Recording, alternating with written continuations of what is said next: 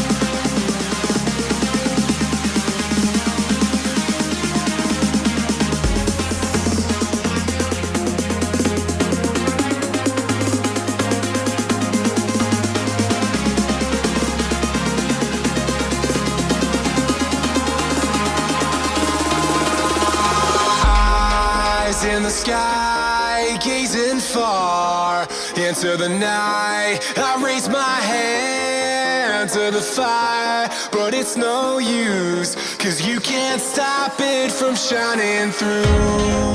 It's true, baby, let the light shine through. If you believe it's true, baby, won't you let the light shine through for you.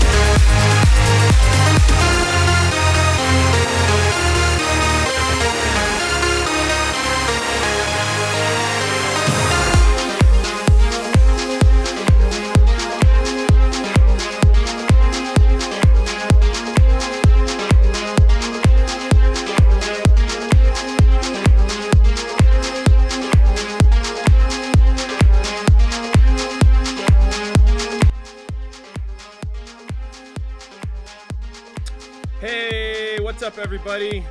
Welcome to the stream.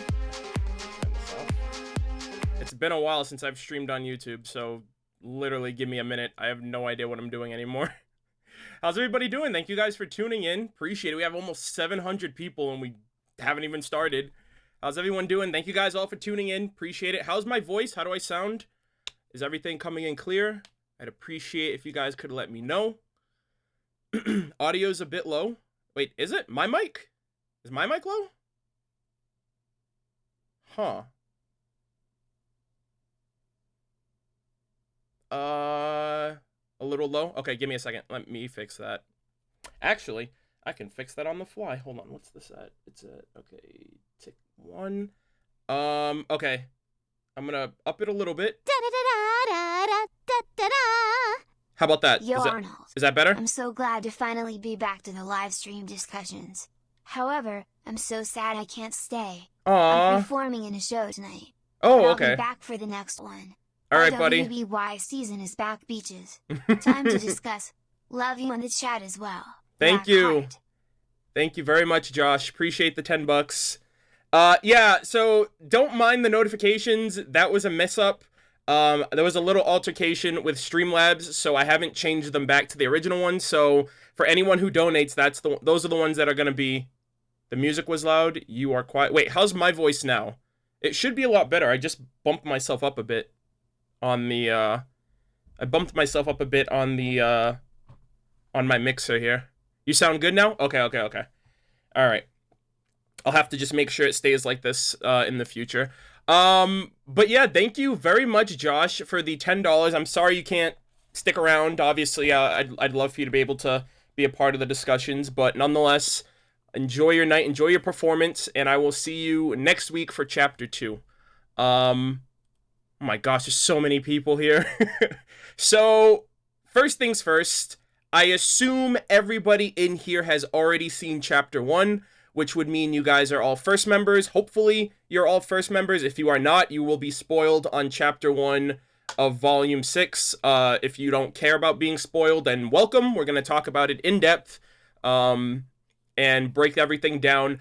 I do want to let you guys know about one thing, and the second I started my stream, I forgot to put an image in. So I'm going to put an image in right now to kind of clear the air on something before we start the discussion, because I feel like because it was featured in the first chapter, or in the first episode rather, people are going to want me to talk about it.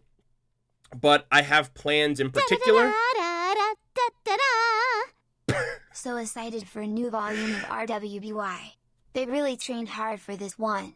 Thank you, Shane. Oh, God. I appreciate the $5, buddy. Yeah, honestly, low-key, I actually like the Final Fantasy Neptunia alerts for the donations. But I think the Torchic one's more appropriate. It's like, it's like, calm down. We're not here for your money. So I'm going to switch those out in due time.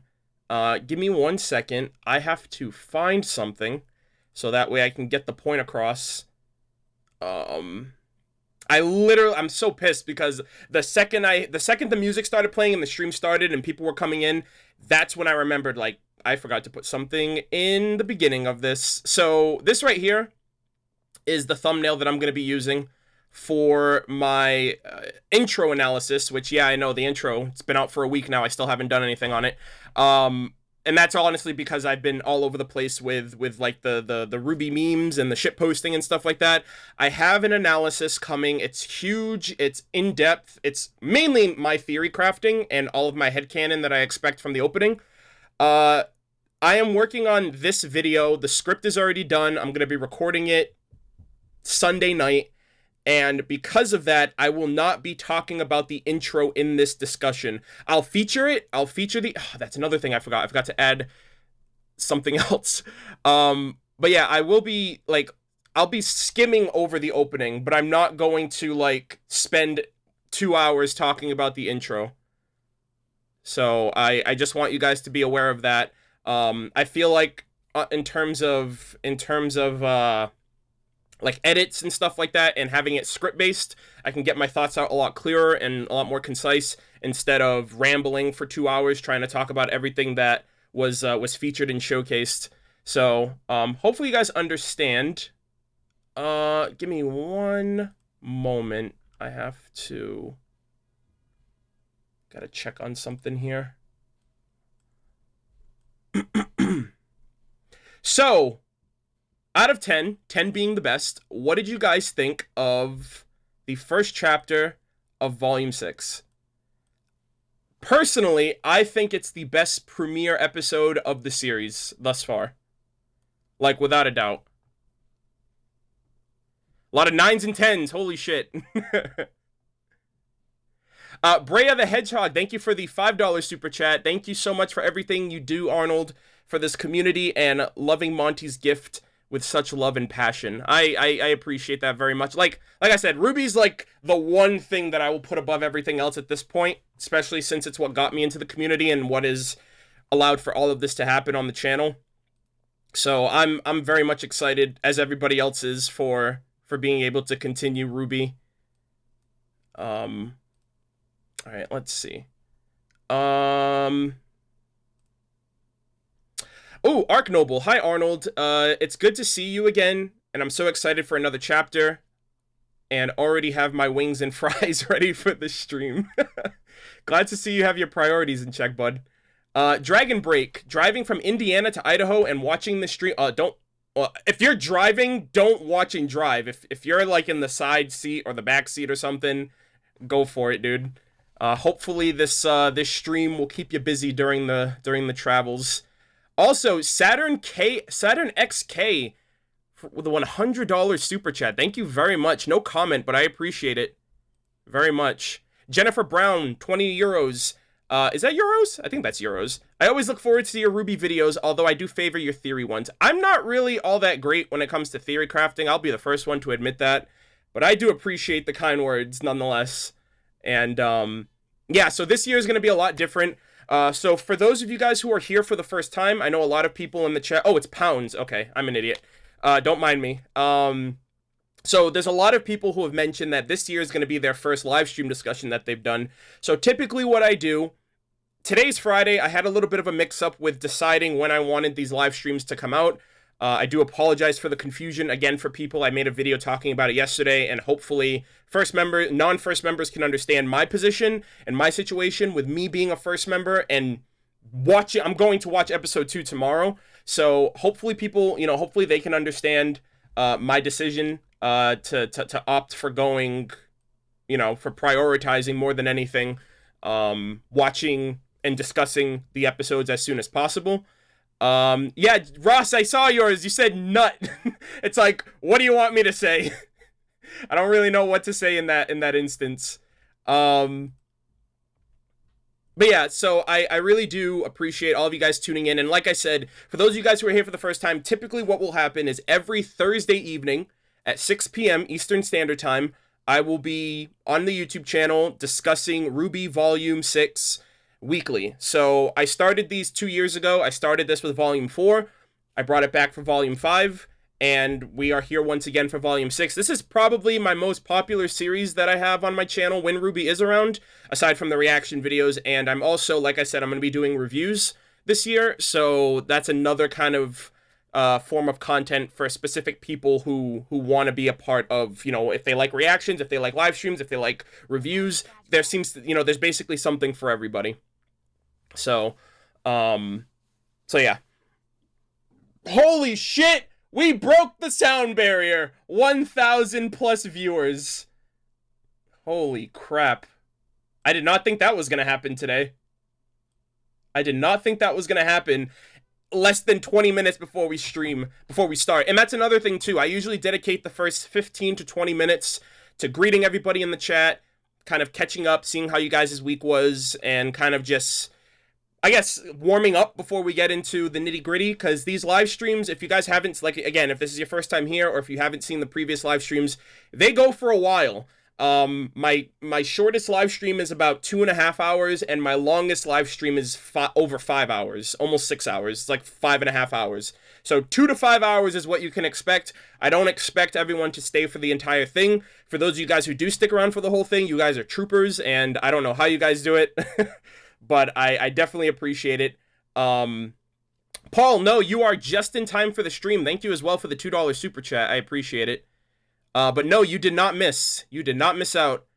But I'm really happy to be back to RWBY. Hey, Unicorn! What's up, dude? Thanks for tuning in, bud. I see all of my friends. Kaito Dan, Mr. Fritz, Joey, Dominic, Flint of RWBY. Thank you guys all for tuning in. I appreciate y'all. Another year, another discussion. But yeah, thank you guys for tuning in. I appreciate y'all very much. Like I said, we're going to be talking about Chapter 1, not the live stream, the opening. I will feature that. I'm actually going to add that as well. I don't know why or how I forgot to include the intro in this, but let me do that right now. I gotta find the file. Give me 1 second. I'm gonna make sure this is all prepped and ready, and then we can start. Where are you? Where is it? Huh. I'm wondering if I put the file in or not. Oh, here it is. Okay, it's right here. Okay, so I'm just gonna leave that there. There was no audio for that, was there? I hope there wasn't, because if so, your ears are gonna get blown out. But yeah, I'm going to do like a... Oh, actually, hold on. No audio? Okay, good. Last time, so I started adding video clips in my live streams last year, right? Yeah, last year when Sun, like the gunchuck scene with Sun and Ilia, I was like, that shit's too cool to like chop up into screenshots, so I'm gonna make a little video file and put it in there. There was one that I did for Mercury and Yang, and I forgot to clip the audio before I put it into OBS, and I can't hear the audio, but everyone else could, and everyone else's ears were just like getting wrecked. So, give me one moment. I have to scale this down really quick. Hold on. Darn it. Okay, let's see. All right, I'm gonna scale it like I'll scale it like this. Spoilers, we're gonna talk about the opening. Like, let me rephrase that. We're not gonna talk about the opening. We're literally just going to skim the opening, because I have an entire video on all of my theories and thoughts and speculations. I feel like such a noob right now. I haven't live streamed. I haven't done this in a year. It's been like 9 months since I've done this, so I apologize if I'm rusty or if I look like I don't know what the hell I'm doing. It's been a while, okay? So I'll get the hang of it.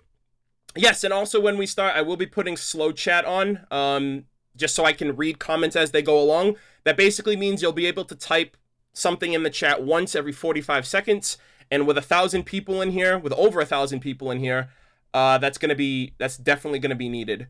So I will make sure that that's implemented so I can read through what everyone says. Twilight Raven, hey Arnold, I've been subbed to your channel for over a year. Love your reaction videos for RWBY. Keep being awesome. Thank you very much, Raven. Twilight Raven 93. I appreciate the kind words. Brianna Ramirez, I hope I pronounced that right. Hey Arnold, I've been following you from the beginning, and I'm just so proud of how much you've grown. You've always put us first, and I've always loved you for that. Keep up the good work. Thank you. Thank you. So I went back and watched a really old video of mine this week, and that's because like someone commented on it. Oh my gosh, that's really loud in my ears. Because somebody commented on it, and I was like, why are you watching this garbage? Leave this video right now.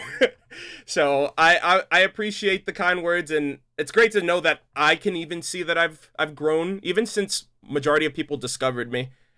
Anything pre-2016 I cringe at that I've made, even some things in 2016, but for the most part, I enjoyed everything that I made on my channel. Just wanted to say I love your videos so much, and also because of you and Eruption Fang that I'm trying to become a reactor. So you guys are kind of my idols. That's freaking cool. That's also really interesting because Eruption Fang is going to start reaction videos this year for his channel. He's mainly like the analytical guy, and I think it's a good variety for content for people who like it, but it's not like he's going to stray away from what he's known for. So that's really good. Okay, so I'm gonna get through these last two, and then we're gonna start the discussion. So, Aaron Johnson, I know you've yet to release your intro analysis, but what are your thoughts on the potential return of Neo? She's coming back. I didn't expect anything from Tortrick, but I think judging from the intro, it's very possible we could see Neo again before the end of Volume 6. Okay, really quick, for those of you guys who don't know, pull up a tab on your web browser right now. If you have Twitter, go to Rooster Teeth's YouTube channel, and look at the last GIF that they uploaded. If you guys want a little sneak peek of what we're getting next week. I'm not going to say anything. That's all I'm going to say. If you want it, pull up a second tab, go to Twitter, go to Rooster Teeth's YouTube channel, and look it up if you can. And if not, leave and then come back. Or just stay here and then watch it whenever. But yeah, long story short, Neo and Cinder are gonna scrap. And James Starr, I love you so much, Arnold. And dem 3s are amazing. Wait, 3s? Not sure what you mean by that, but thank you for doing this. I'm so excited to talk about this amazing episode. So, with all that said, let us talk about this amazing episode. Again, quick disclaimer, I am going to be talking in full depth of Chapter 1 of Volume 6. If you have not seen the episode, you will be spoiled. And if you don't care and you just want to know shit before you see the episode, then welcome, because that's basically what we're going to do. We're going to have screenshots and video clips to kind of emphasize my discussion. There are going to be a lot of images that are going to block my screen completely because there's a lot going on and I just want to talk about it. So I'll be on screen for some, I'll be off screen for some. So yeah. And as always, before we begin, I have to implement slow chat so my mods don't die on the job. So with that said, slow chat has now been implemented. You can type once every 45 seconds, and just keep that in mind. Oh, wait, do I have my... Okay, here it is. I'm like, where's my water? There's no way I'm going to make through this without drinking something. So. Alrighty. This episode was fucking cool. This was such a great episode. Like, my reaction's going up tomorrow at 12 o'clock at noon Eastern Standard Time. So basically, you have an hour to watch the first chapter if you're not a first member. And if you are a first member, you have an hour to watch the second chapter to then watch my reaction immediately after it comes out. But this episode was so fucking... Like, this episode... First off, I think it's the best premiere. Second of all, it's an amazing step up from practically everything that happened during Volume 5, or rather, the lack of happenings during Volume 5. And I can understand for the most part that it was, you know, Rooster Teeth, Miles Carey, the writers, the team in general, you know, post-mortem, you know, they can easily look at Volume 5 and be like, okay, what did we do right? What did we do wrong? What's the community saying? What's the critiques? What are the criticisms? What's the feedback? And it seems like they took everything that was said about Volume 5 and they listened. Not to say that they've never listened, but this was definitely like we hear you loud and clear. That's what it felt like to me, at least. Watch It felt. the chapter, then listen to One Determination from Persona 3. So hype. Oh, okay. Oh, I've never played Persona 3, so I probably can't do that. I do plan on playing it someday. But like, it literally feels like this episode felt like we heard you loud and clear, and we're working on fixing it and making the show better. You know, and I think that's a really great show of support, and it shows that criticism isn't necessarily bad. You know, it shows that, be it harsh or be it, you know, positive and outgoing, no matter what the case might have been, it's very clear that they listen to everything. I don't believe that everything should be addressed the way that it is, you know what I mean? I don't think people should talk down to Miles and Carey for them to get the point and fix the issues, but for the most part, I think that feedback and criticism is what bared the fruit of this episode, in my opinion. And obviously the crewbie listened, they applied it, and this is a really great and strong start for the volume. And I think, if anything, if this episode is any indication of what the future of the volume is going to be like, this is going to be one of the best, if not the best volume by the end of it. So I'm super excited. Very, very, very, like, pumped. Like, you guys are going to see oh my god, this episode was so fun. It was so fun to watch. And I've watched this episode, I think, every single day since it's come out. So it was a very strong start, really promising. I'm not going to count my chickens before they hatch, because anything can happen. But for the most part, even, oh my gosh, like, even people that usually, so I watched, and I'm going to, you know, put his name out there, obviously, because I watch his videos. I appreciate what he does. I watched Fat Man Falling's reaction to this episode, like with him, Celtic Phoenix Productions, the British Ninja, and Six Slick Productions, Tom. I had a smile from ear to ear just by how much they were enjoying the episode. And you typically, and I typically never really hear that from them, especially because they're like more so like the very they're the very harsh critics of RWBY. About how our best girl Weiss is doing. And you know, I don't know. I just feel like even that should go to show how great this episode was. So I don't know. I loved it. Absolutely loved it. I can't wait to see where it goes in the future. But like I said, this is a really strong start. So with all of that said, I'm gonna get into the discussion. Convel 4, thank you for the $25. Holy shit, that's really generous of you. How happy are you about our best girl about how best girl Weiss is doing? I will talk about that. I'm gonna go in depth about all of my thoughts of the episode, the characters, the interactions, the action, the animation, the setup, what we get to look forward to. All of that stuff is gonna happen now, and it's gonna happen in this stream. Oh my gosh, if I can get through it. Josh, thank you for the 25 super chat. I appreciate it. High key excited for the fight scenes and how much they've improved the choreography. Let's get this bread. You already know. Okay, so let us begin. So I mentioned this in my reaction to the trailer that came out last week, or a couple weeks ago rather. And the first thing that I said when I started was, holy shit, dem trees. This is the best environmental shot in the entire series. And I'm going to give you a really good comparison. So this is without a doubt the best, environmentally, it's beautiful, it's gorgeous, and the show looks more gets better and better every year. You would think that they would plateau at some point with Maya, but it doesn't seem like, I don't know if this is pushing the limits of what it can do, if it can surpass this, but it's very clear that the scaling from volume 3 to 4, from 4 to 5 to 6 is astronomical. And again, as much as I love the aesthetic and as much as I love the what am I trying to say? As much as I love the I guess the nostalgia or the charm of Poser and volumes 1 through 3, there was no way it was going to get any better than volume 3 for Poser. And so this was, at the end of the day, great that Rooster Teeth decided to jump ship from Poser to Maya when they did, because now it's paying dividends for them. So a really good comparison is if you look at this scene and then you go back and you watch volume 1, right, the Emerald Forest. I should have screen capped the Emerald Forest just to kind of emphasize my point. And then if you go to volume 5 and you go to the episode with Yang fighting the bandits in the forest, that's another example of those two scenes compared to this one. I think lighting is playing a big effect for these screenshots too, just because I'm a sucker for lighting, and this is I'm eating this shit up, no matter what. It could be lighting and I'm just this is perfect. 10 out of 10. I love the direction we're going.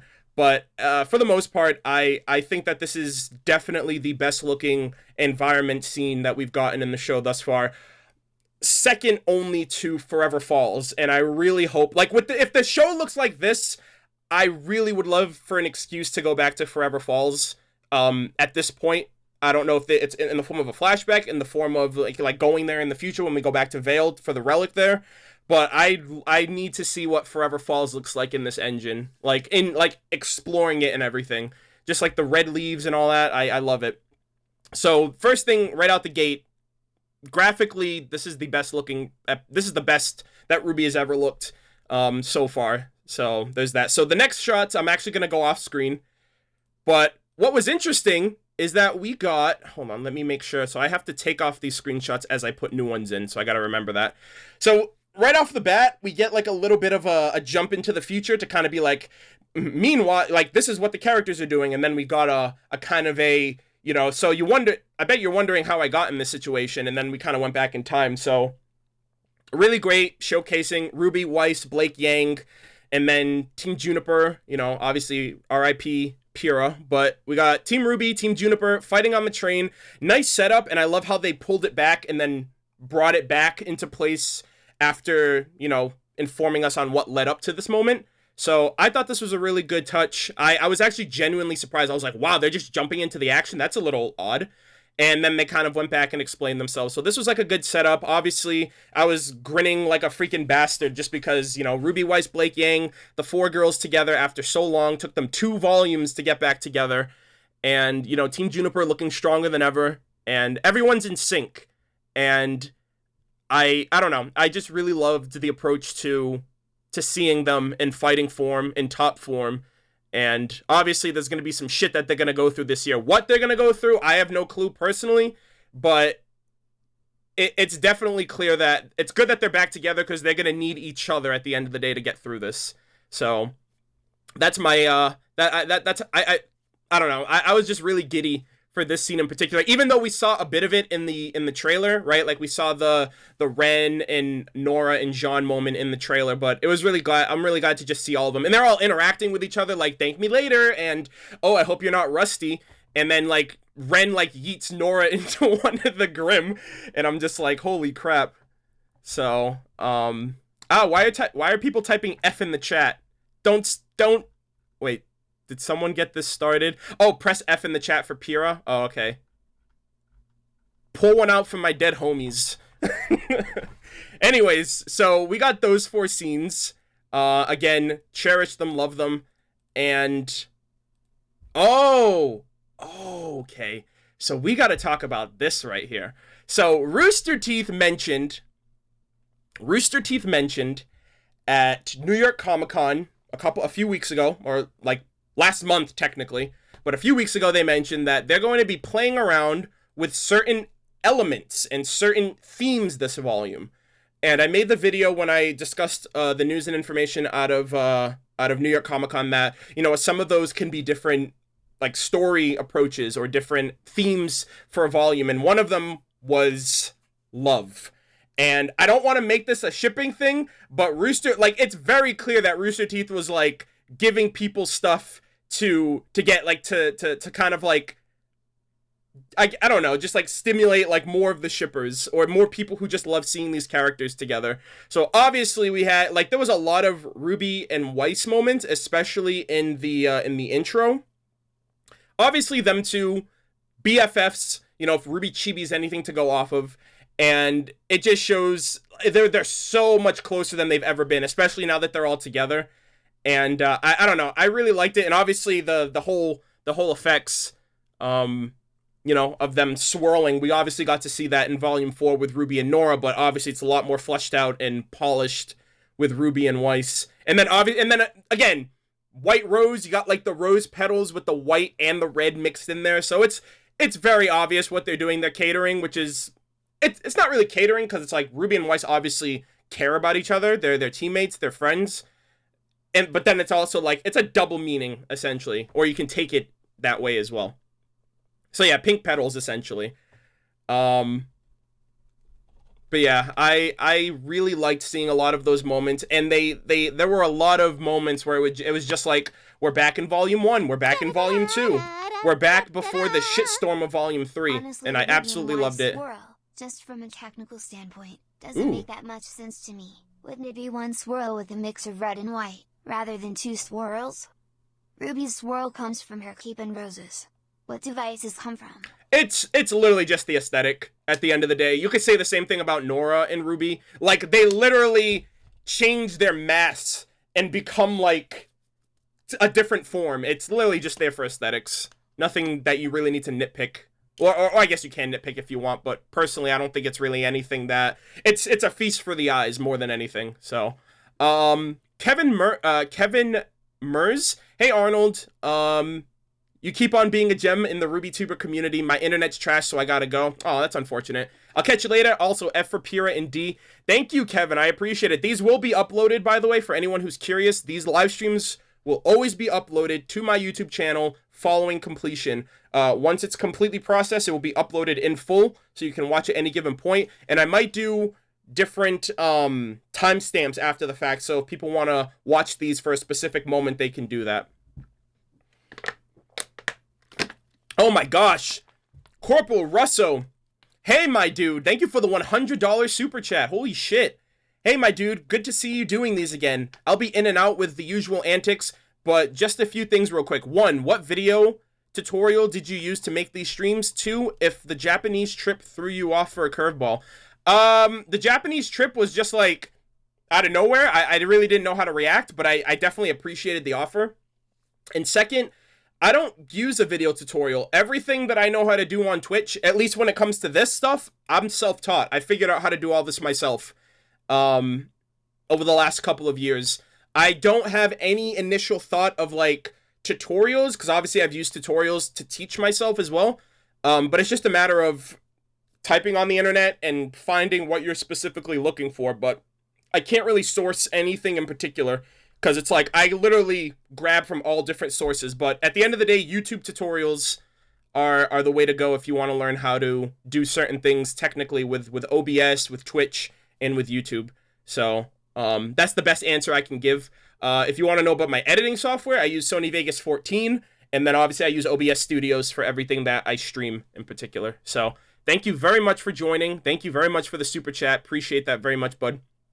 So we got a lot more of the White Rose going on there. And then obviously it cuts to Adam. I'll be 100% honest with you guys. I have no expectations for Adam this volume. I don't know what Rooster Teeth wants to do with him, especially since we're going to Atlas, and it seems like Adam is in Mistral still. So, like, I really don't think Adam will have any type of direct involvement with this volume like he did in Volume 5.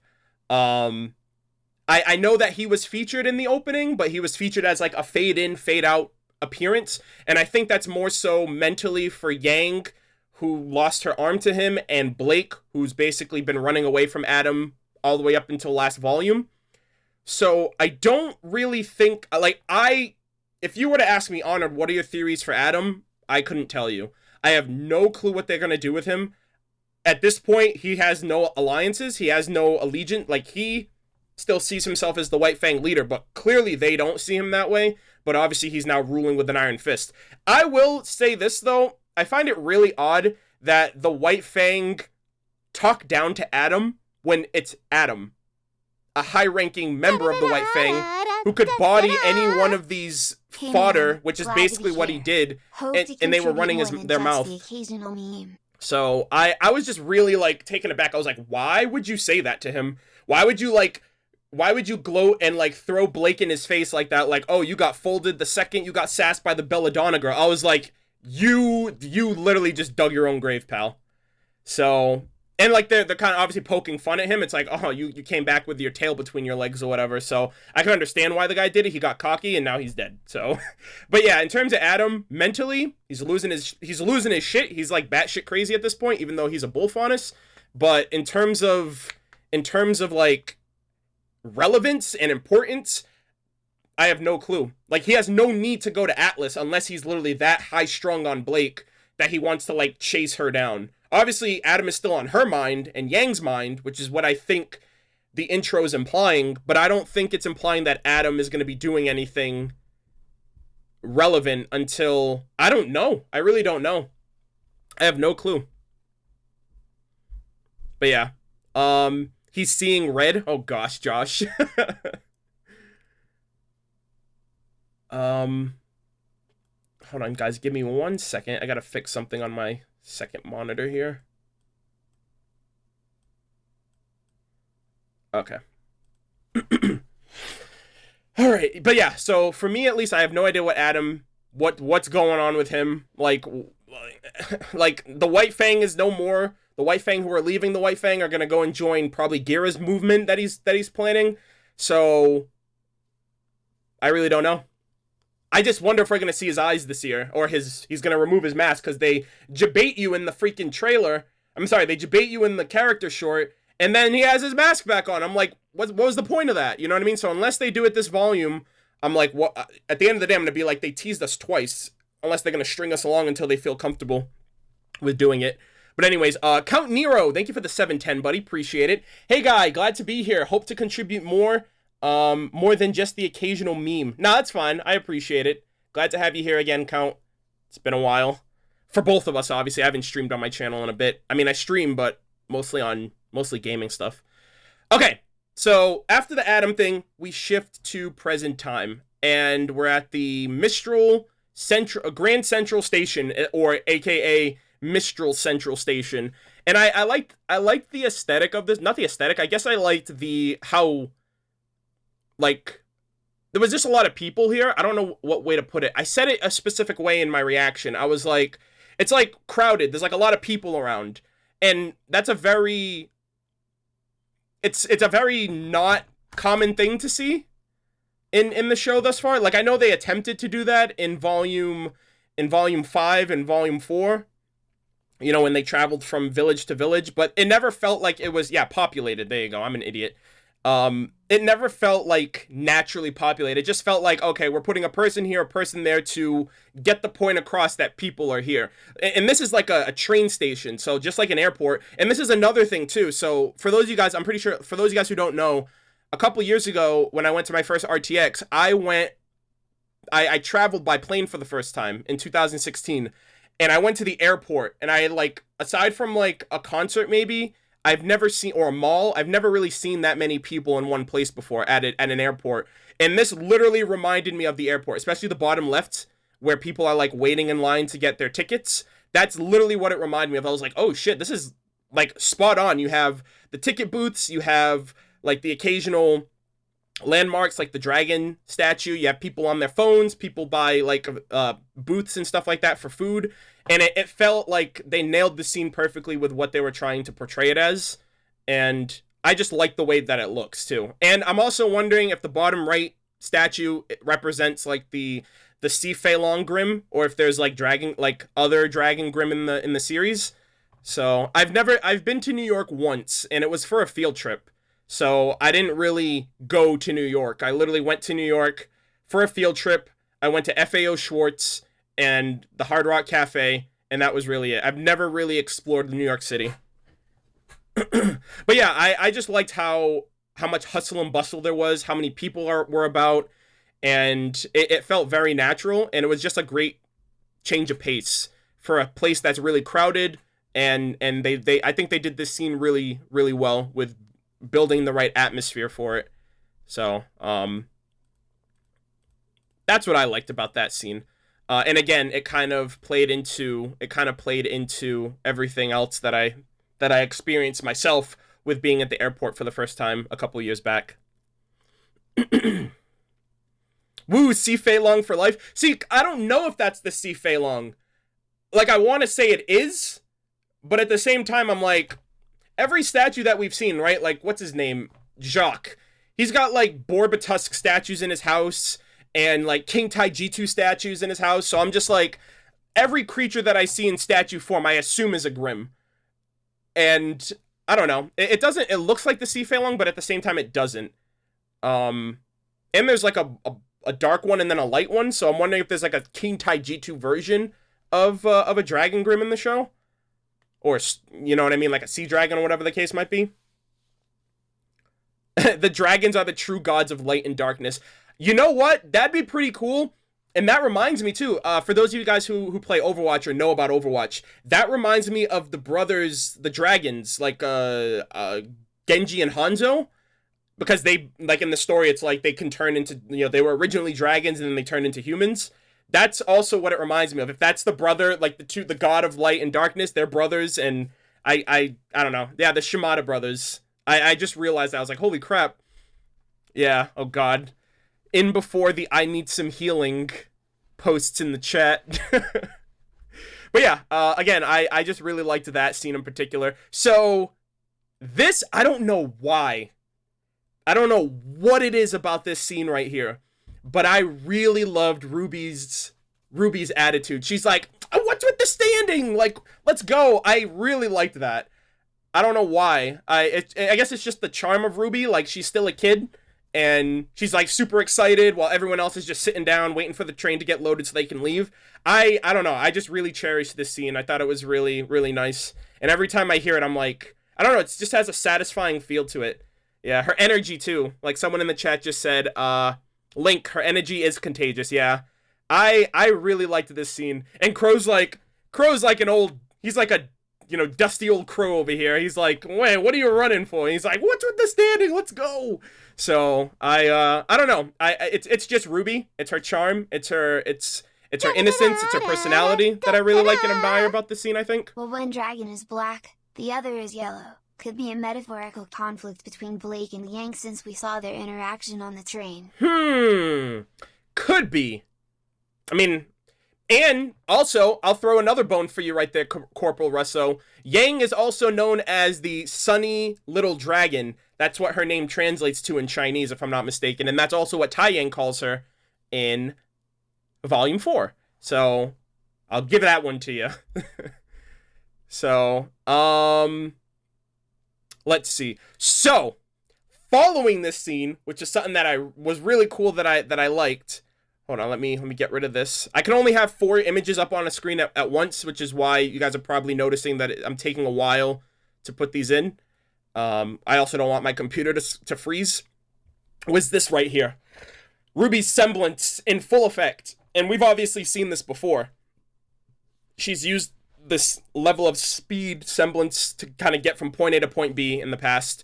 Obviously, this one's a lot more like color saturated. It's a lot brighter. You see the pedal effects a lot more, and it's just a really cool, neat effect that Poser is able to allow. And I just wanted to show the evolution of RWBY's speed semblance. So we have Volume 2, we got Volume 3, and we got Volume 4. And the scale from one to the other to where we are right now in Volume 6 is leaps and bounds over the other ones. Again, like I said, in terms of color saturation, they kind of went bright red on this one, whereas the other ones are a lot darker. And it's also thicker too. So obviously we got little inklings of it in Volume 1, in Volume 2. That was still in the Poser. And then the top right, so it goes from top left, it's Volume 2, top right is Volume 3, bottom left is Volume 4 character short, and then obviously you have to skip a season, because I don't think she did it in Volume 5, but we got the Volume 6 there as well. Thick semblance, oh god. Oh boy, let's not go there, guys. That's, we're treading down a slippery slope. I will not be responsible for what happens next, that's all I'm saying. But anyways, I just thought that this was a really cool, I guess, return to form in a way for RWBY. Like, we haven't seen this semblance in a while, and when we have seen it, it's been, in a way, like, they've always been used in fights, right? Like, Team Juniper food fight, her trying to get away from Mercury, and then her fighting the Grimm in the character short. So this one was kind of cool just to naturally see her use it. She didn't have to. Maybe she was just super excited, and she was just like, okay, semblance, guide me, or whatever, or like semblance, take the wheel. So I kind of liked this and wanted to showcase the evolution of the semblance over the years. Oh boy. So the next scene is a follow-up from that one, and one that I've seen all weekend. I've seen it all weekend. Protect that smile. That's all I've seen this weekend from after following this episode. I made a gif of this too when RWBY's birthday was 2 days ago, actually. Halloween, October 31st is Ruby Rose's birthday, official birthday, and I tweeted this image out because I think it's relevant, it's recent, and it kind of like emphasizes what RWBY is. She's like happy, excited, innocent, lovable, all that. And what about Weiss's smile? Hey, I'll get there in a second. But yeah, I'm going to say this right now. And I'm going to talk about it as we get further in. And I don't mean this as like, I'm not like poking fun at anybody or anything, but I really think that Rooster Teeth put this in here because something awful is going to happen to RWBY this volume. I genuinely believe that. You start off the volume like this, you only know shit's going to go like to hell in a handbasket by the finale. I really think something is going to happen to RWBY by the end of the volume. And I'm obviously going to emphasize and talk about that more in depth as we go through certain scenes that I think will support that claim. But yeah, I do think that, and it would matter, and it would make sense because out of all the characters in the show, I'm pretty sure you guys have all seen the video, but RWBY isn't exactly the most well-developed character. Many will say that, at least, many will actually go forward and say that she has no development, which they're not exactly wrong, but yeah, like Miles and Carrie, that's like one of the biggest things that they took away from the Reddit post that was made a couple months ago in terms of feedback, critiques, criticism. Her silver eyes, her struggles, showing that, not just keeping everything inside to where she appears to be like a Mary Sue character. And yeah, so I think this is RWBY's volume for that. Lindsay Jones has also, on numerous occasions, has not teased us, but has always emphasized that, like, she wants to see RWBY reach that point of desperation, that point of breaking. And I think a lot of people would like that, and obviously struggle, and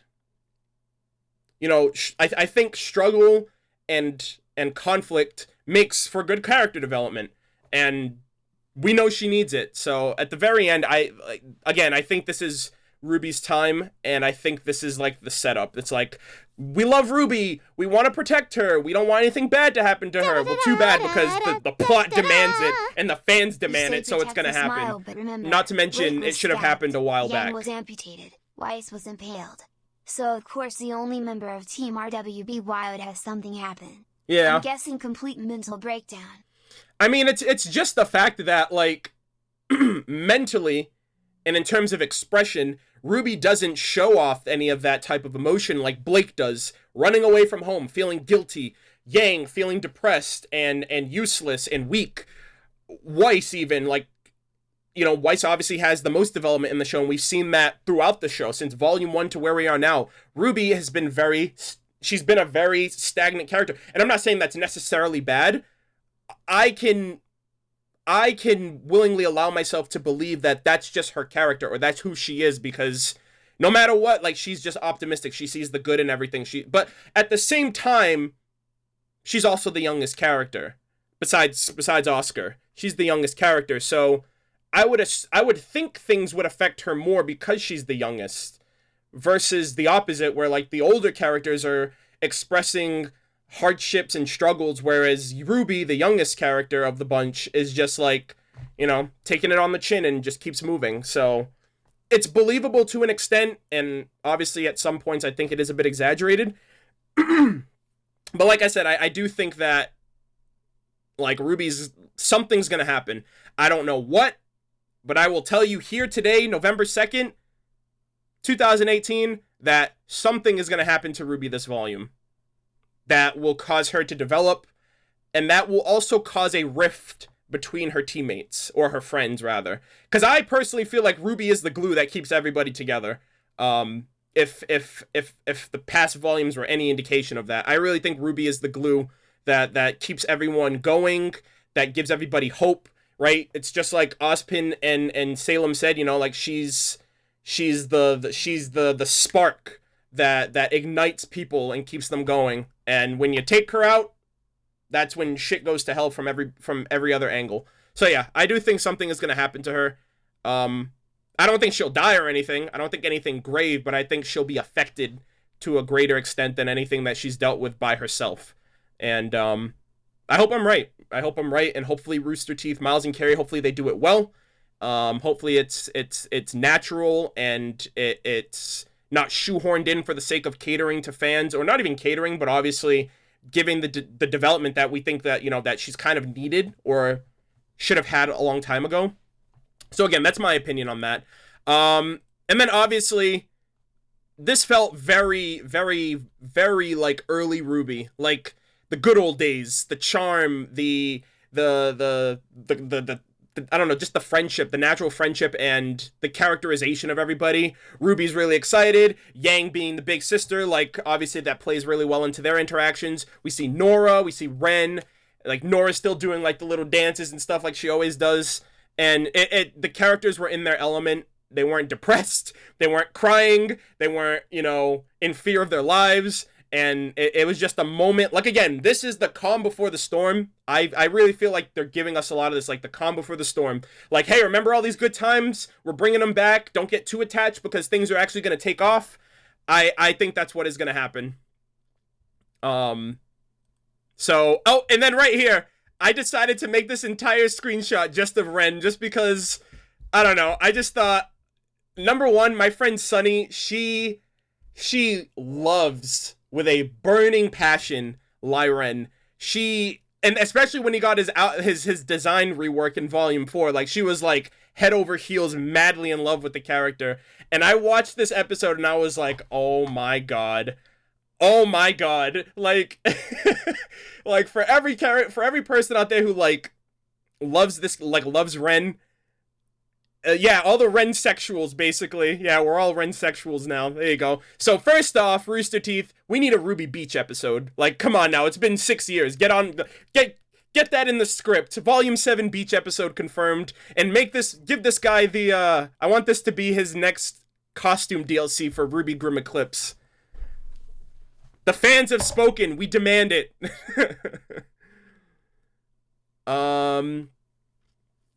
Quintessent Nevermore. I got the $5 tier in Patreon, but I have not been given access to the Discord. If you do that, the response posts that you get should give you access. If not, DM me on Discord and I will fix that after the stream is over. Discord kind of flops a bit when it comes to that, so I will fix that. Hey, Dylan! I see you in the chat, my boy. Welcome, thanks for joining. Okay, but yeah, Ren, long story short, best boy. Give him some give him the beach costume DLC for Grimm Eclipse, and give me a RWBY Beach episode, thank you. Oh, so this one right here, okay.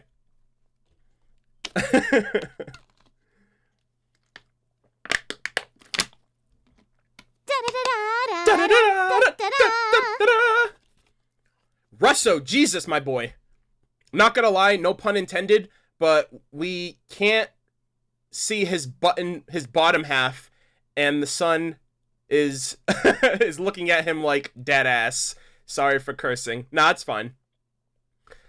You said it, not me. This is a wholesome a wholesome Christian stream.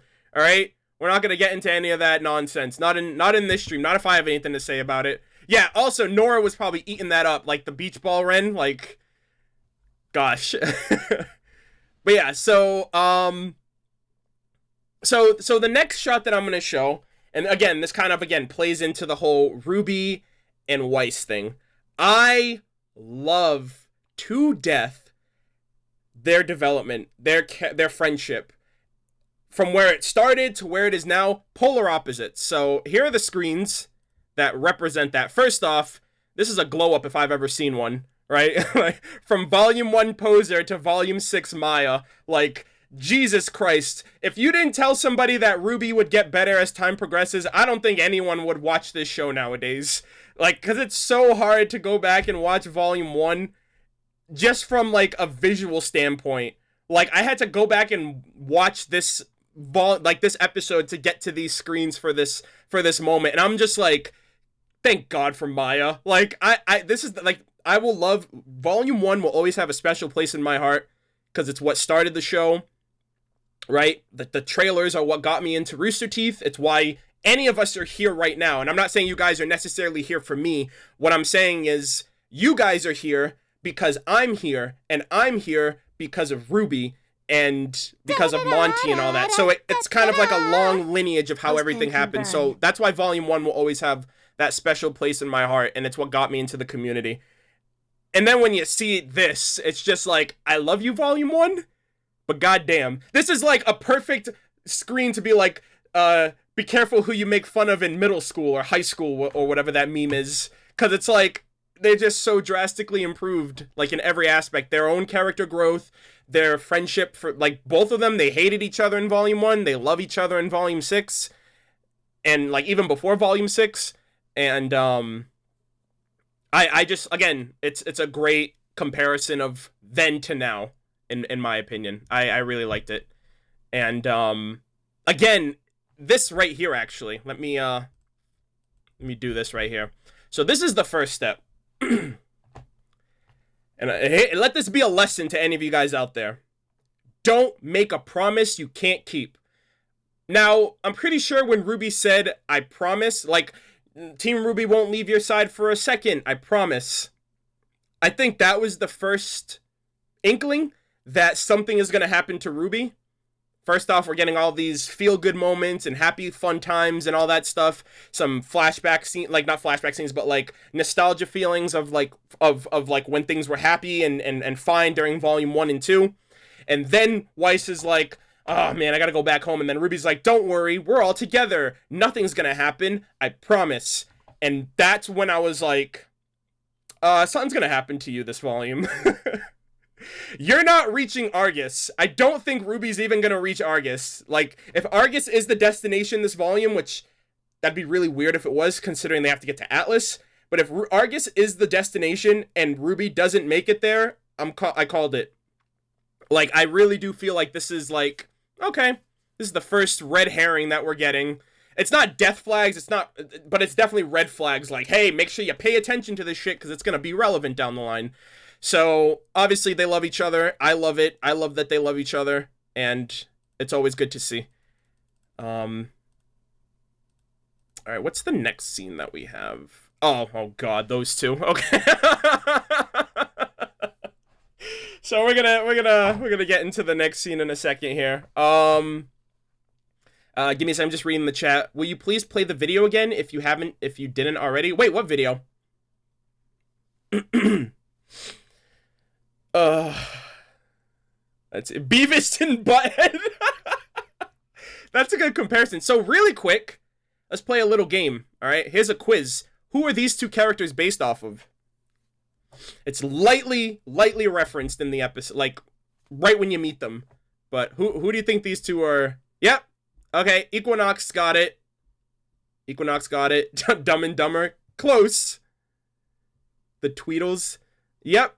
Okay, so a bunch of you guys got it. They're Tweedledee and Tweedledum. Tweedledee, because obviously his name is D, and his name is Dudley, but when they were leaving, he was like, come on, dum-dum. So, or come on, dummy. So, yeah, Tweedledee and Tweedledum. So, very subtle references to the Tweedle twins, which I thought that was a really cool reference that they had in there. RWBY's all about outward references that loosely inspire the characters, so I think that's one of the charms of RWBY, and that's one of the things that pulled me into the show and made me be really, like, analytical and go in depth beyond just the character. I want to know their inspiration, I want to know their semblance, I want to know their weapon, I want to know, like, as much about them, and it really starts with, you can get an idea of what the character is like to an extent based on who they're inspired by, or who they allude to. Dudley is more like Gaston, suave hair, tough guy, persona, carries a rifle, and such lovely eyes. I wouldn't go that far. Yeah, and he doesn't know how to, at least D, like, went out like a champ, right? He actually was like, I'm gonna fight this freaking lieutenant level Grimm, this boss level Grimm by myself. He got wrecked, but he died with integrity. And obviously natural selection ran the course. So, and yeah, they're not really too keen on this whole thing with trying to hit on huntresses in training. At least that's what I think that they were doing. They were like, hey, we'll make sure yours gets extra special attention. And then he winked at them and they were like, oh god, you guys are lame. Like, no thanks. So, I'd rather be alive than dead. Well, here's the thing. What if you woke up dead? I'm just gonna leave that at that. I'll let you guys have at that.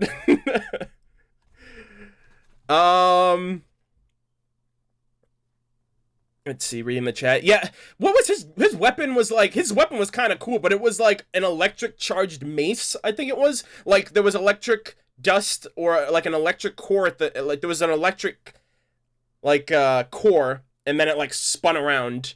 So I guess it was an electric mace. Wake up dead. It's a scary movie reference that Anthony Anderson and what's his name? Anthony Anderson and what's his name? Kevin Hart.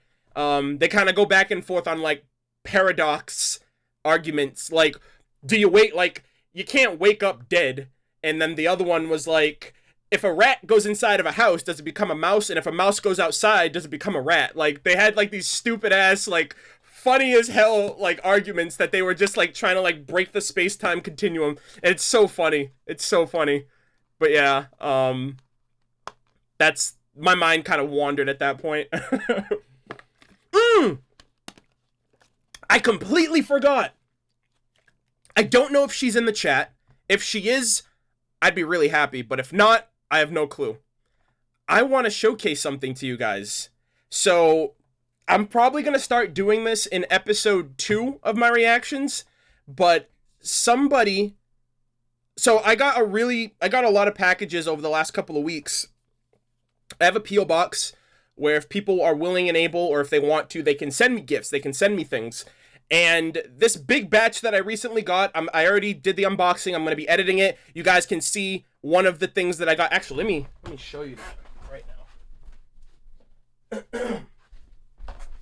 So this wasn't what I was going to showcase, but this is one of the first things that I got. One of the coolest things that I got. It's a butt. So this was a drawing done for me. I got to find the letter.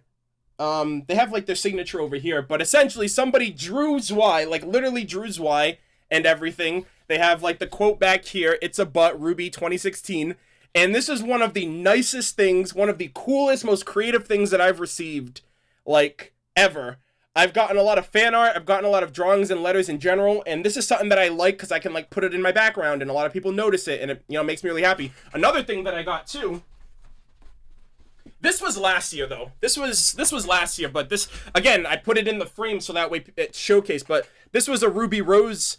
this was a Ruby Rose painting that somebody did for me as well. And I kind of just like showing these off, and I wish I had more space in my background to kind of have like a cork board so more people can see it. But one of the coolest things that I got, hold on, I'm going to put these off to the side. One of the coolest things that I've ever received. Some of you guys on Twitter have seen it. Some of you guys, yeah, you don't understand my vision. One of the coolest things I received, if you've seen it on Twitter, if you've seen it on Instagram, is this guy right here. I got a handmade Uncle Crow, and he does something cool. So if you guys haven't seen this. Was one of your men, I'd shoot myself. Was one of your men, I'd shoot myself. If I was one of your men, if you were one of my men, I'd have you shot. Was one of your men, I'd shoot myself. So freaking cool.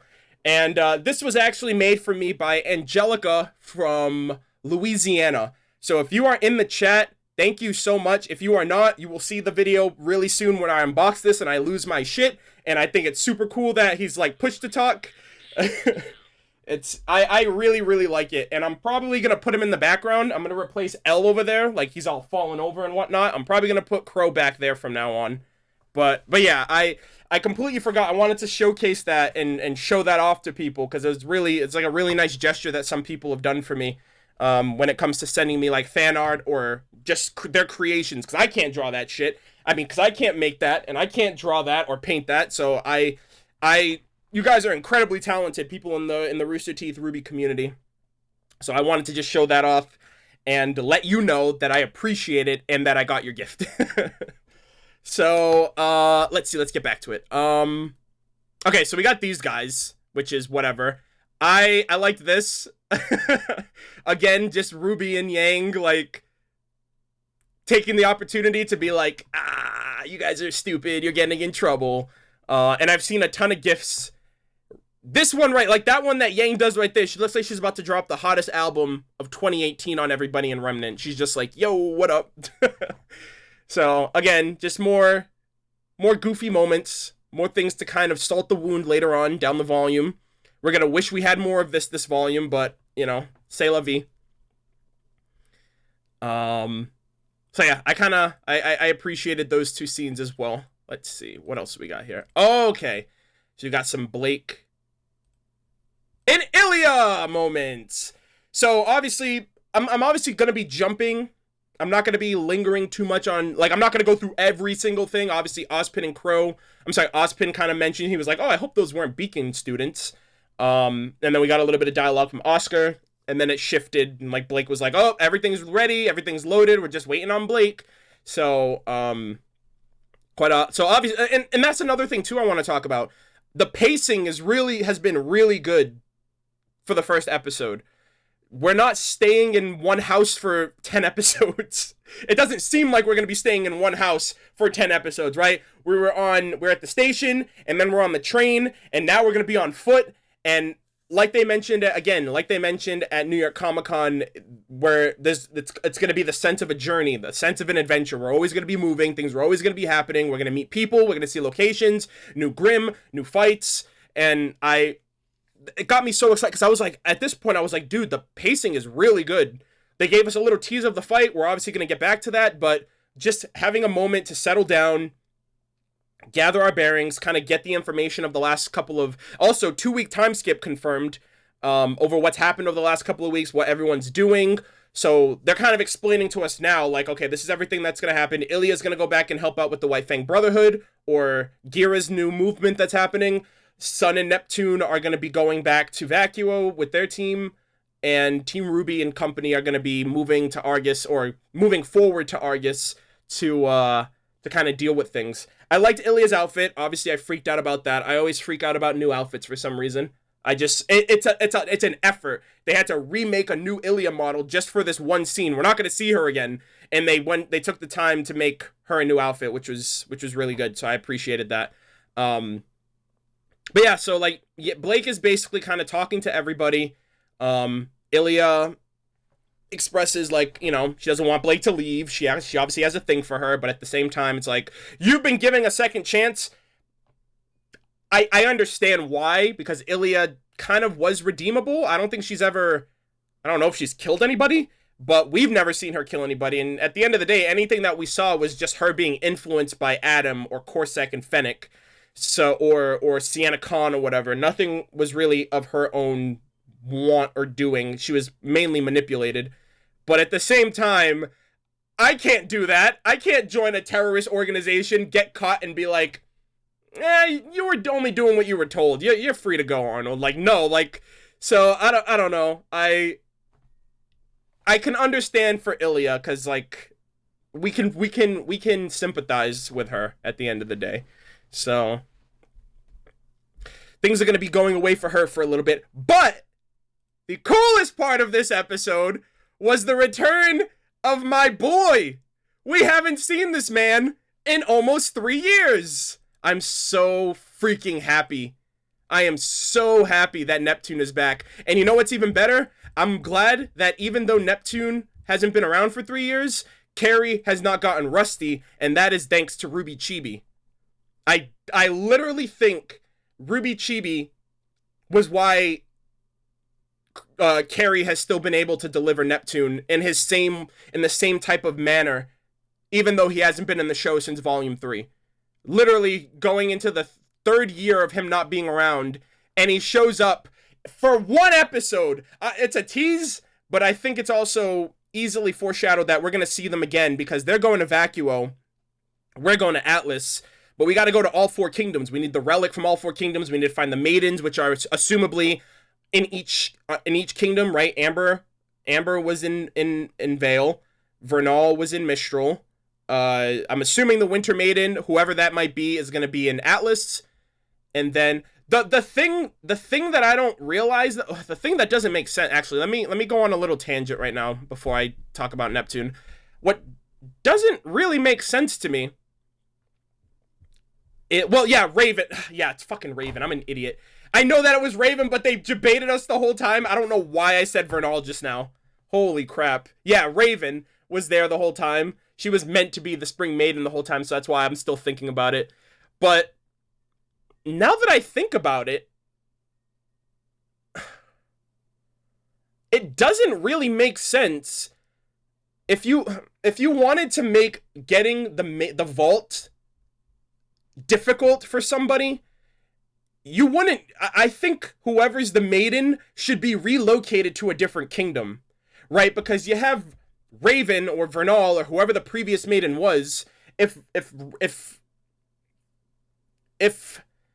Raven was the leader of the bandit tribe and they were located in Mistral, that would just make it a million times easier for them to then go and get the relic, which is located in the same kingdom.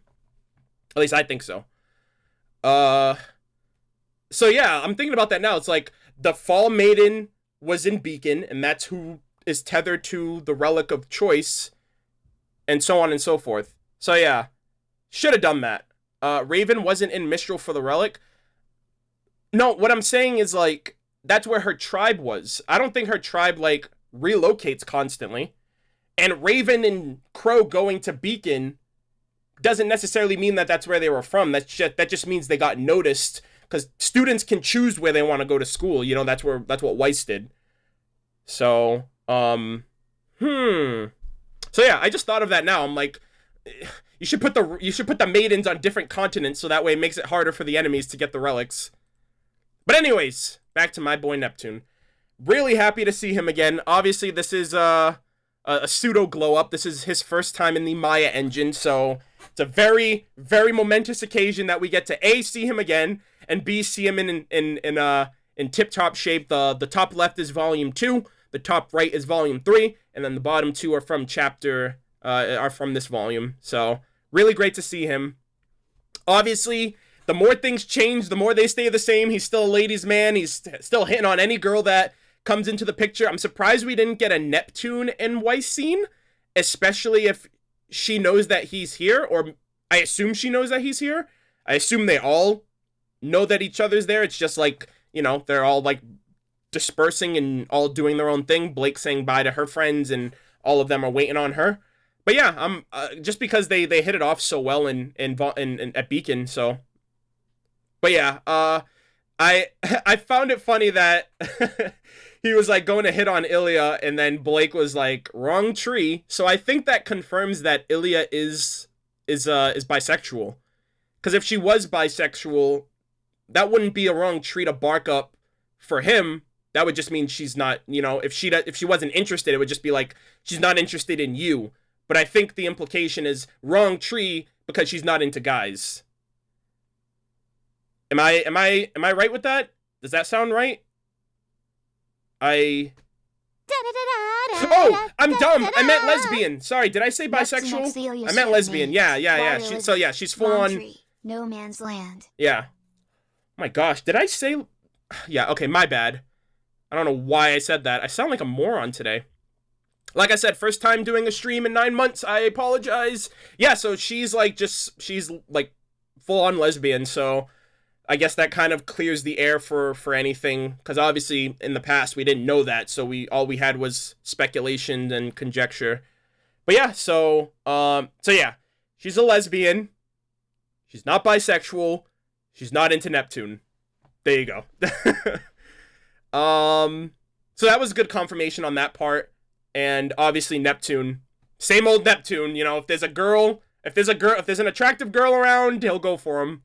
He'll try to, like, swoon them over or whatever the case might be, which is, like, come on now. Weiss is downstairs, dude. Come on. But yeah, so I liked that. And then obviously the whole departure for these two was really sad for me because I'm going to miss Sun a lot. A lot of people give Sun shit. You know, a lot of people were, like, hating on Sun last volume. At least that's what it looked like to me. Volume 4 and 5, he was just trying to help. He's literally earnest. He's just a helpful boy. He's just trying to help his friend, you know, find her way and make things easier for her. And now he's going to be gone, which is really disheartening because he's been around even kind of in Volume 3. Like, obviously he had his fight scenes in Volume 3 and we got to see a lot of him in Volume 2. But Volume 4 and 5, like, if Blake was around, Sun was around. And it's just going to be really sad to see him go. We're obviously going to see him again. They even like kind of reference that. He was like, I have a feeling this isn't the last time you'll hear from me. And I'm like, it better not be. We still haven't seen Sage and Scarlet, and Neptune after 2.5 years is coming back into the picture for 1 episode. So, and obviously we have RWBY Chibi, but in terms of RWBY proper, and like, I want to see more of your goddamn gunchucks. So I'm pretty sure we'll see a lot more of them if they're at Vacuo by the time we get there.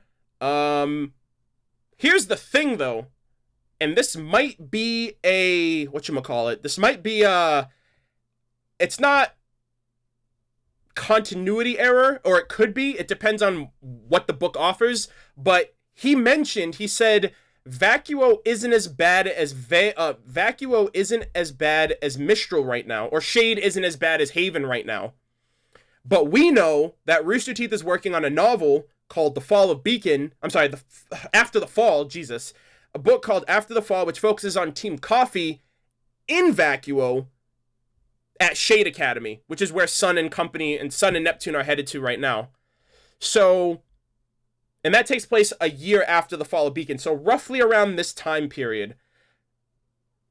But the school, like the synopsis of the book is, what did Gray say? He was like, it's been a year since the fall of Beacon. Coco, Velvet, Yatsuhashi, and made a.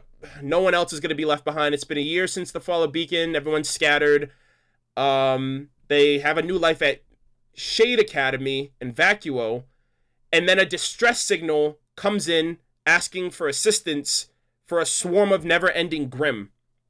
I don't know if that's affiliated with the school or the kingdom itself, but I'm assuming we're gonna see Neptune and company there.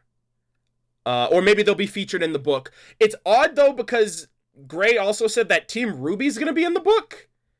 Maybe it'll, like, cut back to what they're doing, and maybe that will play into what they're doing now. So it's like, meanwhile, back in Atlas, or whatever the case might be, we might get, like, what everybody else is doing, and that might be what they meant by Team RWBY's gonna be there, because there's no way that Team RWBY can be there.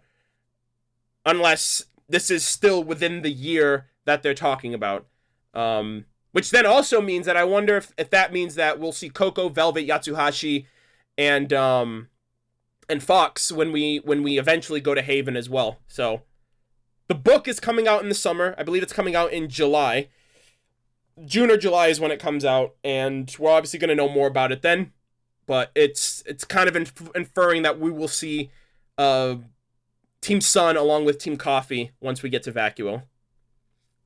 Yeah, Shade, not Haven. I don't know what's wrong with me today. I keep, like, flubbing on my words. Thank you. But see, that's the thing. I have you guys in the chat to right my wrongs, so I appreciate you guys for that very much. So, again, Sun's gone, only for now. I will say this.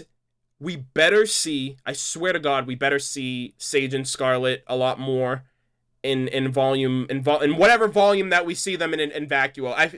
It's been long overdue right now.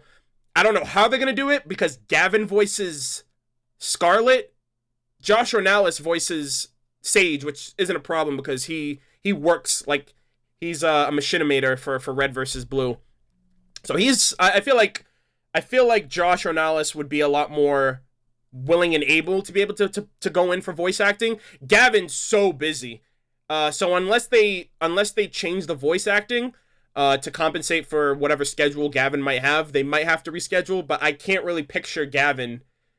I could see them being like, hey, Gavin, we need a character that we're not going to show off for a bit. Come give us some lines. And, you know, he did that for Scarlet in Volume 3. But now, with eventually what seems like they're going to be a part of the story once we get to Vacuo, either Gavin doubles down on RWBY, which I highly doubt that's going to happen, or they get a new voice actor. Fox doesn't even have a voice. Fox doesn't talk yet, which is good on them. I don't know who voices Yatsuhashi. I don't think I've ever seen the credits for who voices Yatsu. And then obviously Coco is voiced by Ashley Jenkins.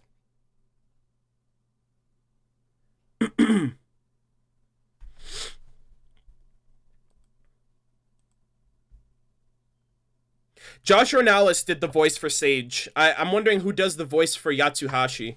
Joe McDonald. Okay. Is that a Rooster Teeth employee? I assume that's a Rooster Teeth employee. Oh, okay, a Crewbie member. Okay. Alright. I've never looked into Yatsu's name personally, so I had no idea about that. But yeah, off the beaten path, long story short, it seems like Team Sun and Team Coffee are going to link up in Vacuo, and that might be, we might see them in the book. That's the long short of it that I was trying to get to this whole time. But yeah, he's helped her out a lot. He's very encouraging. I like the fact that he was, he's like, I've helped you as best I can. Obviously, you still need more time, and you have it with the people that you've been putting off for the last couple of volumes, so now Blake has to face the music. She's got to face her friends. She's got to face Yang. Everything that she explained to Sun, she's basically got to tell to Yang. You know what I mean? Like, why she ran away, why she felt the need to run away. And at the same time, I feel like, based on the conversation that Yang and Blake had, it's probably going to be on Blake to make that first move. But I will get to that as well. So anyways, I'm going to miss him. And obviously, I had to emphasize this moment right here. I'm not throwing shade or anything. I just did this to kind of like fill in what happened. But yeah, she gives Sun a kiss on the cheek. No biggie. Anyways, one thing that I thought would have been really funny is if she kissed him and then his tail just like went like shot straight up.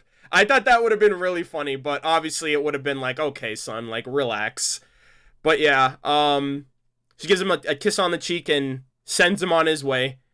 And then him and Neptune, he was like, it's not about that, Brainiac. And the first thing I thought of was like, intellectual, okay? So yeah, I liked that. I liked their interaction. Obviously, he's going away. He's gonna show him their old stomping grounds and, you know, show him around. We might see Sun's family too, because Sun is from Vacuo. Sun's from Vacuo, even though he lives in... He's like, I may have moved to Mistral, but I'm from Vacuo. Not exactly a shirt and tie kind of place. So we might see Sun's family. I hope he has like a little monkey brother. That'd be so cool. Oh my god, we might see Sun's family. I just realized that. I didn't even think about that until now. But if we ever go to Vacuo and Sun's still there, we might see his family again. And like all the other teams from the Vital Festival tournament. I assume he has like a mother and a father. I don't know about siblings, but I mean, siblings would only make things cooler because like, especially if it's like the older brother, he definitely has like that big brother vibe. Like if he had a brother or a sister or whatever. I just think Sun would get along a lot better. Like have like that roughhousing older brother, younger brother dynamic. He just seems that way. Or he could just have no family. I know Vacuo is like a really harsh place to live. So who knows? Sun could have just as much of a tragic backstory as Blake. That would actually be interesting too. If his livelihood in Vacuo was just as bad, and maybe that's why he left to go and move somewhere else. And that would be an interesting dynamic for Blake and Sun, because if if Sun did really have like a tragic backstory or a tragic upbringing, he doesn't, like, he's very cheerful, he's very enthusiastic and earnest, as she says. So it's kind of like the opposite, because he would have a terrible like upbringing, but he turned out fine. And I don't know, I think that would just be a really cool theme to explore for Sun and get more backstory on Sun, especially if we're going to be on his home turf. His family moved to Mistral. He said, I may have moved to Mistral, but I'm from but I'm from Vacuo. And I remember in the volume 3, in the what's it called? During the Vital Festival, like his matchup, he had like the desert turf. So he was like, ooh, they were like, oh, we got the desert. He was like, hey, that's my home turf too. And I remember Port mentioning on the intercom, or the like the megaphone, he was like, he's like, I'm sure Sun's family will be cheering on for him in Vacuo, even though he's representing Mistral. So I think he does have family that are in a different kingdom, but he himself decided to go to a different school. I think everybody did that, right? I think Pyrrha, a lot of people say that Pyrrha's from Mistral, but she went to school at Beacon. Weiss is from Atlas, went to school at Beacon. Sun is from, I mean, I guess he goes to school in Haven, but he went to Beacon for the Vital Festival tournament. So yeah, it's very likely that all of them are from different places where they end up going for school. Oh my god, I imagine Sun having a cute young sister, and she's voiced by none other than Iris Jones. Oh! Oh yeah, it's like, hey, our daughter, we need some voice lines from you. Come give us your first animated performance.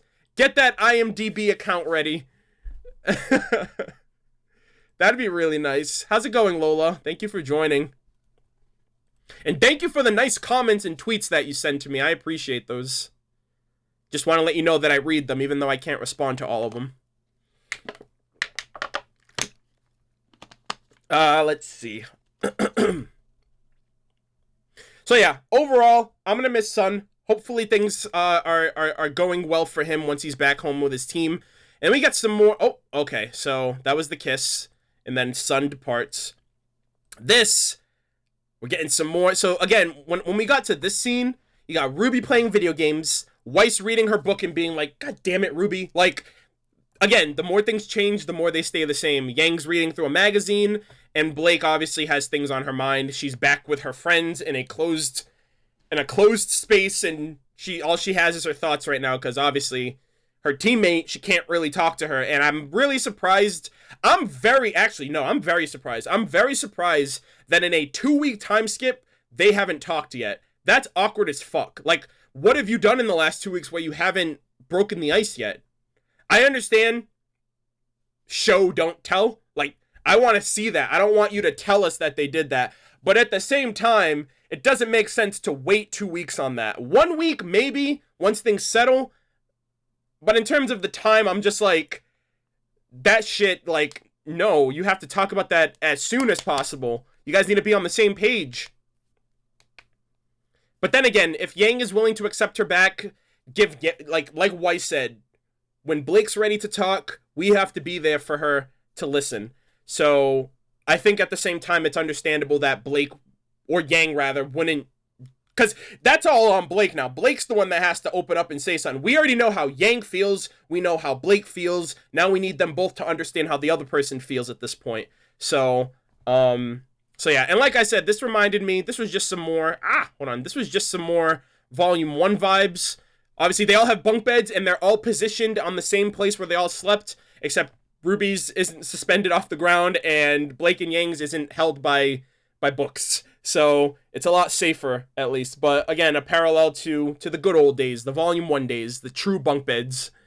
But yeah, again, I think that was the whole point. And it's also very convenient that this train has bunk beds, and they got the bunk bed. Yeah, safer bunk beds. There you go.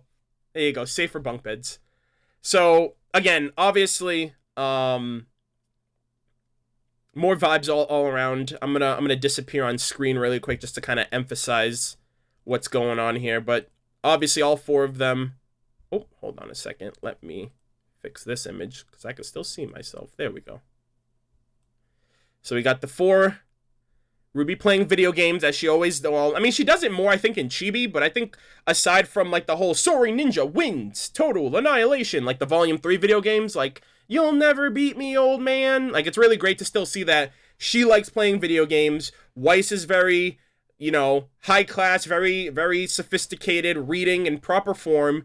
Yang, like, it's just, and they nail all the mannerisms too. Like RWBY has, like, she's like messing around, like her feet are off the air. She's like, oh damn, I'm gonna beat this guy. Yang is just casual, kicks back, relaxed. Like, that's very Yang, very carefree. She's got her legs up, flipping through the pages. Weiss doing her own thing, and then obviously Blake she's got some things on her mind. So yeah. And I decided to go with that shot because based on how I positioned the screens, it literally looks like, I mean, Blake is looking up at Yang, as she did in the episode, but even in the shot right here, it's still the same. So I decided to go with that one just for the sake of the little details there.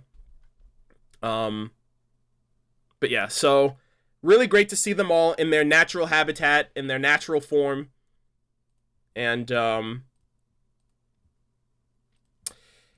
next scene, little bit of tension, just a smidge. Blake is trying, but she's trying for the wrong reasons. She's doing the thing that I think Yang doesn't want. She doesn't want people to pity her or make her feel like she needs help. Like, her bag was up on, like, her duffel bag. By the way, Yang Xiaolong duffel bag and Blake Belladonna backpacks. You could bet your ass Rooster Teeth is going to be making merch for those. I like, just as much as a bear takes a shit in the woods, they're going to make merch for that. They did the same thing with the Jean arc, like the Pumpkin Pete hoodie. They eventually will make merch based on, they made it on pajamas. Like, those are coming, like, without a doubt.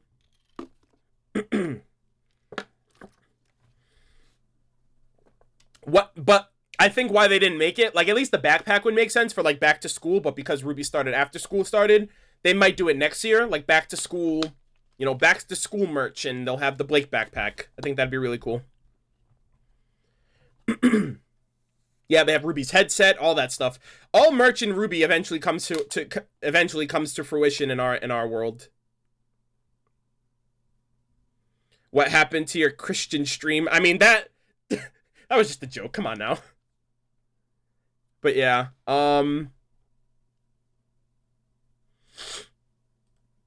yeah, and Blake's ears were super expressive, like more so than ever. Like when Sun was like, "I have to leave," they were just like, they just like like droop down. And even right here, like she obviously knows that she's like, oh, I'm trying to help, but clearly it's not working. Very very expressive. But yeah, again, like I said, she's trying to help, but in the wrong department. Like I get it. She's probably looking at it as Yang's missing an arm. She has to grab her bag from a really top shelf. I don't want her to struggle, so I'm gonna help her. But that's not where Yang needs the help. She doesn't need the help physically. She needs the help emotionally. She needs to, she's waiting for you to kind of clear the air on why you left, how it impacted her and everything else. Obviously, Blake, she can't even look Yang in the face right now, let alone tell her those things. So that's going to take time. But yeah, like she's trying, and that's all that really matters. That she's trying, she's putting in the effort, she's showing that she's trying in some way, shape, or form.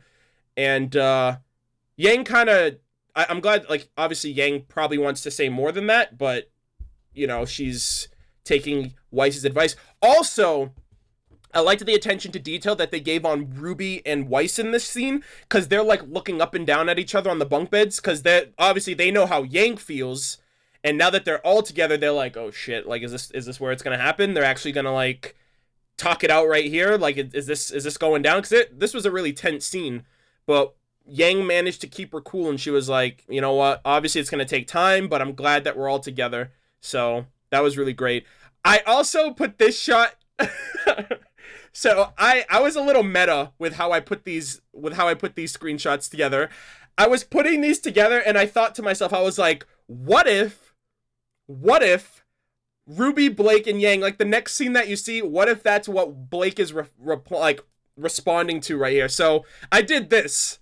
Obviously, there's another scene to follow it, but you got, like, them three are happy as can be, and then you got Blake down here that's super depressed and sad. And I was just like, I was putting these screenshots together, and I thought that was really funny. I was like, yeah, I'm gonna keep it like that, and I'm just gonna bring this up when the shot starts. So it's just like, I don't know, it's just weird to just see from one perspective everyone's happy, and then the next perspective, like, Blake's just like, I'm still sad. So yeah, I thought that was really funny to kind of do. But yeah, Blake understands. I'm happy that everyone's on the same page right now. They're all together. That's what matters. Obviously, as time goes on, those elements of Blake and Yang and the abandonment and the running away and the trusting and all that stuff, all that matters. The elements of that, all that's going to come to light, I think. Hopefully this volume. It'd be really great to get a lot of closure for what's going on with certain characters this volume, and I hope we see it. So let's see. I'm gonna read some of the chat really quick. Weiss's smile. Yeah, I just like this. Like, obviously there's some history. There's some rough patches that need to. There's some roads that need to be paved in the near future. But for now. Again, I feel like tough times are coming. Cut it short and head out, but in the great words of Philip J. Fry from Futurama, oh my god, dude! Shut up and take my money. Oh my god! Later, dude. Corporal, another $100. Thank you so much, man.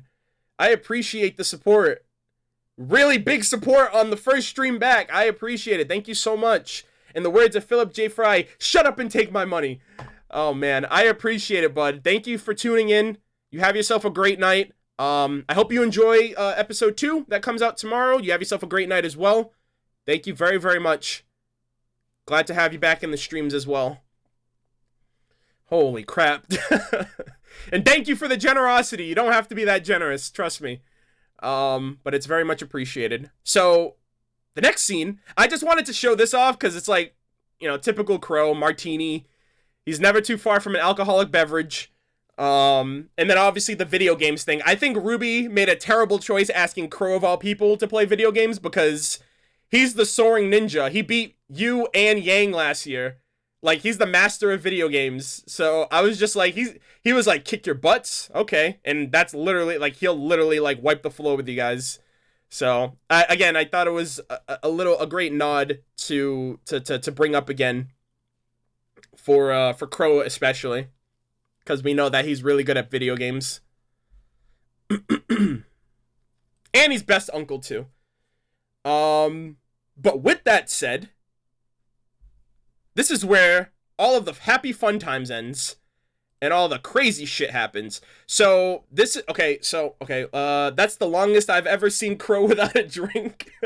Well, aside from the typical alcohol poisoning that he kind of succumbs to when he's drunk, he was poisoned in volume 4, so maybe? I mean, he always has his flask on him, so he's probably taking...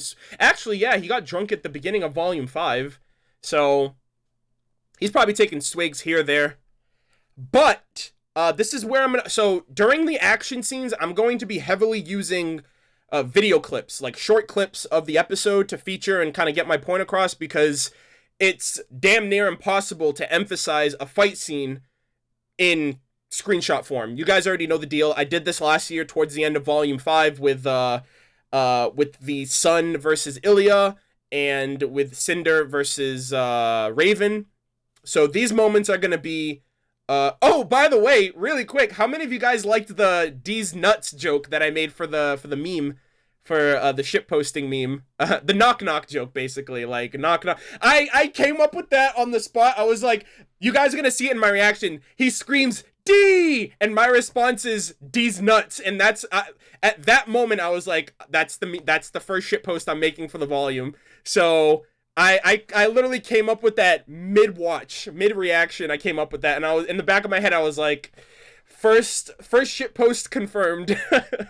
So a lot of people liked it. I thought it was really well done. It was super short, but I thought it was really clever, really fun. Dead meme, obviously, but I brought it back. Dead meme brought back. So D will always live on in that meme. But yeah, so the first thing I want to do, I want to bring up the Sphinx. I don't want to make the call yet. But the Sphinx might be my favorite Grimm so far. I thought the Sphinx... So, when Miles and Carrie, or Miles rather, actually Rooster Teeth, Miles, Carrie, all of them, when they revealed that the Manticore was going to be a Grimm type, I thought that that was going to be the boss type Grimm, right? And then they mentioned at RTX, they mentioned at New York Comic Con, they were like, yeah, we have a new Grimm called the Sphinx. I thought the roles were going to be reversed. I thought the Manticore was going to be the boss level Grimm, and the Sphinxes were going to be the fodder Grimm. But they did the opposite. And I'm kind of glad they did that, just because, like, the Sphinx was a lot cooler than I thought it was going to be. Its design looks sick. It's so fucking cool, man. It looks so badass. It has, like, the snake tail. It's like a flying type. But the thing I want to emphasize here, is I had my suspicions before. I've made parallels and comparisons to the Grimm compared to, like, the Locust from Gears of War. I am now more than ever convinced that Grimm, like the Dragon Grimm, the Sea Fei Long, the Knucklevi, and right here the Sphinx are like lieutenants of Salem. You will probably never see replicas of these Grimm, because they are like her lieutenants. They're like her first line of defenses, basically. And you can tell too, because this Grimm commands these, like, you can see it, like, he shouts, they react. Like, he shouted first, the Manticore took out D. Shouted again, in this shot right here, they like, oh, boss is calling, let's swoop in. And it's very intelligent. It's like looking around, it's reacting to everything that's happening. I think that's super cool. I think that's so awesome that like, these Grimm not only have a level of intelligence that is like on par with fighting a well-trained huntsman or huntress, but there's ranks to them, essentially. Like, and I'm not saying ranks like you have the little Grimm and then you have the alphas that are basically like the ones with more bone structures. Like, there's base Grimm, there's alpha Grimm, and then there's like these S tier Grimm that are like one of a kind. I literally don't think we'll ever see a Knucklevi Grimm again. I don't think we'll ever see a Grimm Dragon. I don't think we'll ever see like these top tier Grimm. I said the same thing about the Berengal in the character short, but then obviously we saw a duplicate of that in Volume 5 that was training, that Salem was using to train Cinder. They're shiny versions? Oh, God. Yeah, if you want to think of it that way, think of them as extremely rare variants of those types. Because, I mean, the Queen Lancer is very similar, right? You have the regular Lancer, and then you have the Queen Lancer. But I think that might be an outlier, because obviously, like hornets and bees, there's always a queen bee. I don't think there necessarily needs to be like a king or a queen sphinx to have lesser variants of that same Grimm type. So, not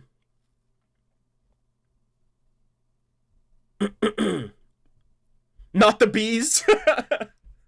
Yeah, where's Nicolas Cage when you need him? So again, I think that's my personal thoughts and take on it.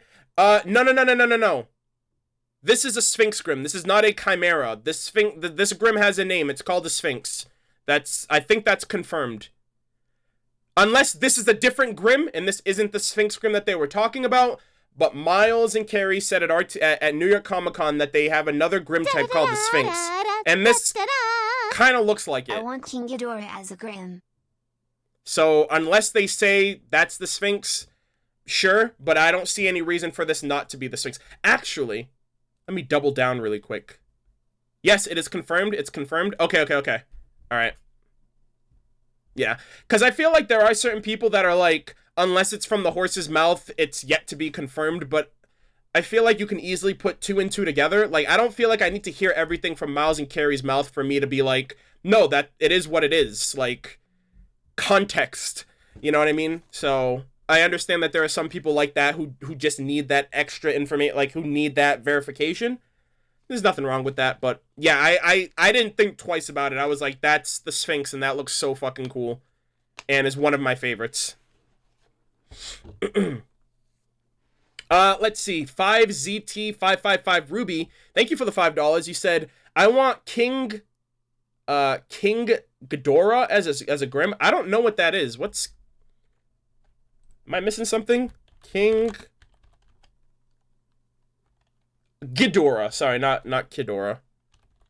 Ghidorah. What is that?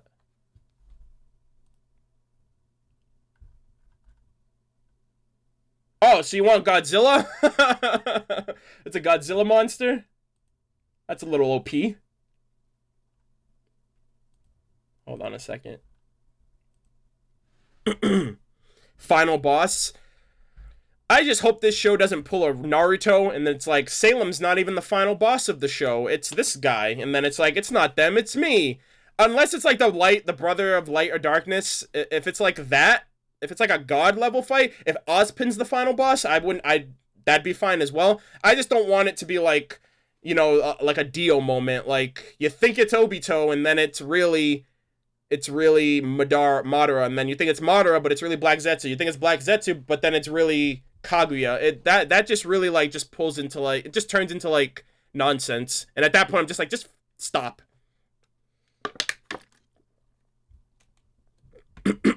But yeah, anyways, I just hope it doesn't devolve to that. Rip D, also, yeah. I kind of wanted to emphasize this, too. The fact that this guy thought he had what it took to fight that Grimm. This guy's got balls, I'll tell you that much. His friend had the right idea, right? Dudley, he was like, I don't know if you should do that.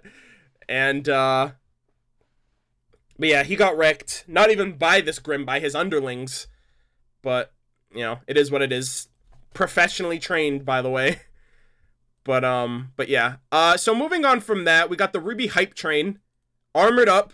No stopping, like, no brakes on this hype train. I liked the use of, or like, I guess the details of this. It makes a lot of sense. Like, if you're going into dangerous territory, you want to have this level of protection, which, it's necessary. And, I liked this. It was, again, adding the level of detail or the attention to detail to the world. Like, you want the world to come off as scary and unforgiving. This is how you do it. You prepare yourself. Type of chimera. But the confusing part is a chimera is also a type of chimera tongue. Oh, God. Yeah, Sphinxes and manticores in the mythological realm are basically kind of the same thing. But the confusing part is a chimera is also a type of chimera. Oh god. Let's not do this. Yeah, chimera classes. Okay, that makes sense. So, again, world building stuff. Appreciated. It's mentioned. I watched a video the other day. I didn't even watch the video. I kind of just, like, skimmed through it. Like, someone was saying that this is, like, shit like this is, like, damage control. But it doesn't make sense for it to be damage control if it's something that needs to be fit. Like, if it's something that Miles and Carrie flopped on in previous volumes, and now they're adding it this volume to make up for the fact that it's something that was overlooked in previous volumes, that's just replying to feedback and making it established and well and known in the show. So, so yeah, I found that odd. Like, I really liked the fact that they showed us this, and instead of just, like, being like, oh yeah, some trains have defense, some trains don't, but for the most part, you don't have to know about that. Like, yeah. So, I don't mind that. Miles and Carrie aren't perfect. They obviously are trying to get better with every volume, and feedback and constructive criticism will help them do that. So, I don't really see it much as anything outside of listening to feedback and applying it so that way people are satisfied, or so the show is richer as a result of that. So I don't really see it that way. Oh, okay, let's talk about this scene. Okay, let's talk about this scene. So obviously we know things that happen. The train's armored, it's one-shotting. The plan eventually devolves into, okay, we need to, like, get the Grimm to stop attacking the train, and then this shit happens. I don't know about you guys, but this guy owes us an arm. This arm, one of two things should have happened here, okay? Number one, this guy's back is turned. So his semblance not activating, or I'm sorry, his aura not activating. I don't know, maybe he activated his aura. Be like, oh shit, I'm about to take a mean hit right now from this wall. Either that, like, one of two things I was expecting. Number one, I understand, like, okay, so I have to emphasize here. So I understand right here, what the wall basically did was it hit his arm, but it hit it inward. So I understand that he's not going to lose his arm that way. But, like, the way that it was set up, I was expecting him to lose an arm, number one.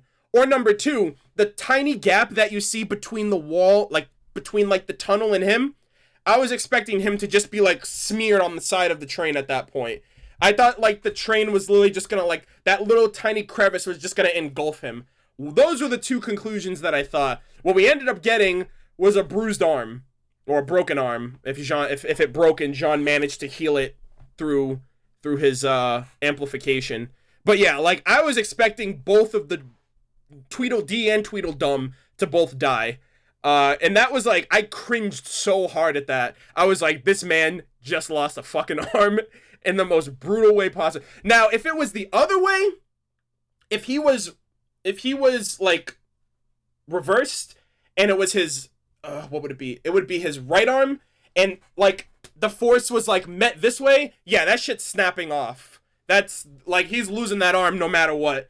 But because it was, what is it, anterior, posterior, like, it's anterior, posterior. I think it's because it was on the outside that hit his elbow into his hand, into his, like, body. I think that's what allowed it to happen.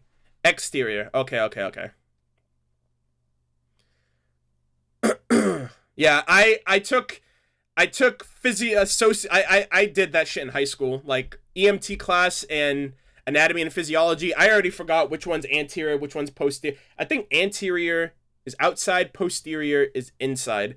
And the reason why I brought that up too is because my teacher was asking, why are we designed with our veins on the inside of our body, like internally and not externally? And he basically was like, we're designed that way. If we get into a fight, our veins, which carry a lot of our blood, won't be exposed to any outward damage, essentially, that we sustain. So it's like, there's a reason for everything on our bodies. There's a reason why we're designed this way. So, yeah. Oh, anterior is front, posterior is back. Okay.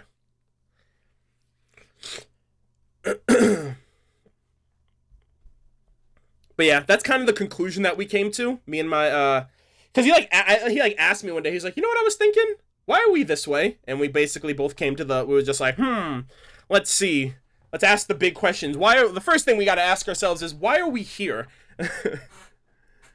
But yeah, that's a little anatomy lesson if you guys are in high school at all. But yeah, so long story short, I feel gypped. I feel like I deserve this man's left arm. It's an anime, right? RWBY's an anime, right? A sacrifice must be made. Every 2 volumes, no less.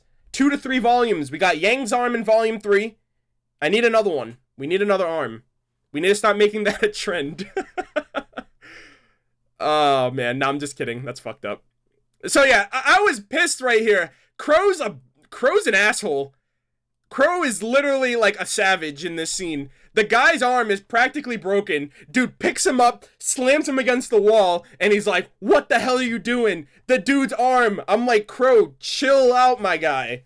I was like, I don't know. I think Crow was just a little too aggressive right there. I don't know if it's because he's like drunk already off that martini that like crashed on the floor, like that broke on the floor. I know he's worried about the people, but the guy he's harassing, like he grabs the dude by the arm too. Like the dude's arm is literally broken, my guy. Yeah, that guy looks like he's like, I don't know. He's like, I've seen this somewhere before. I don't know. He looks really scared. I don't know. I just thought Crow was just a little too aggressive right there, especially given the dude. Midnight here, gotta sleep. All right, Lola, have a good night. Thank you for tuning in. I appreciate it. But yeah, Crow's semblance plus Relic's Grimm attraction equals the train was screwed from the start. Yep.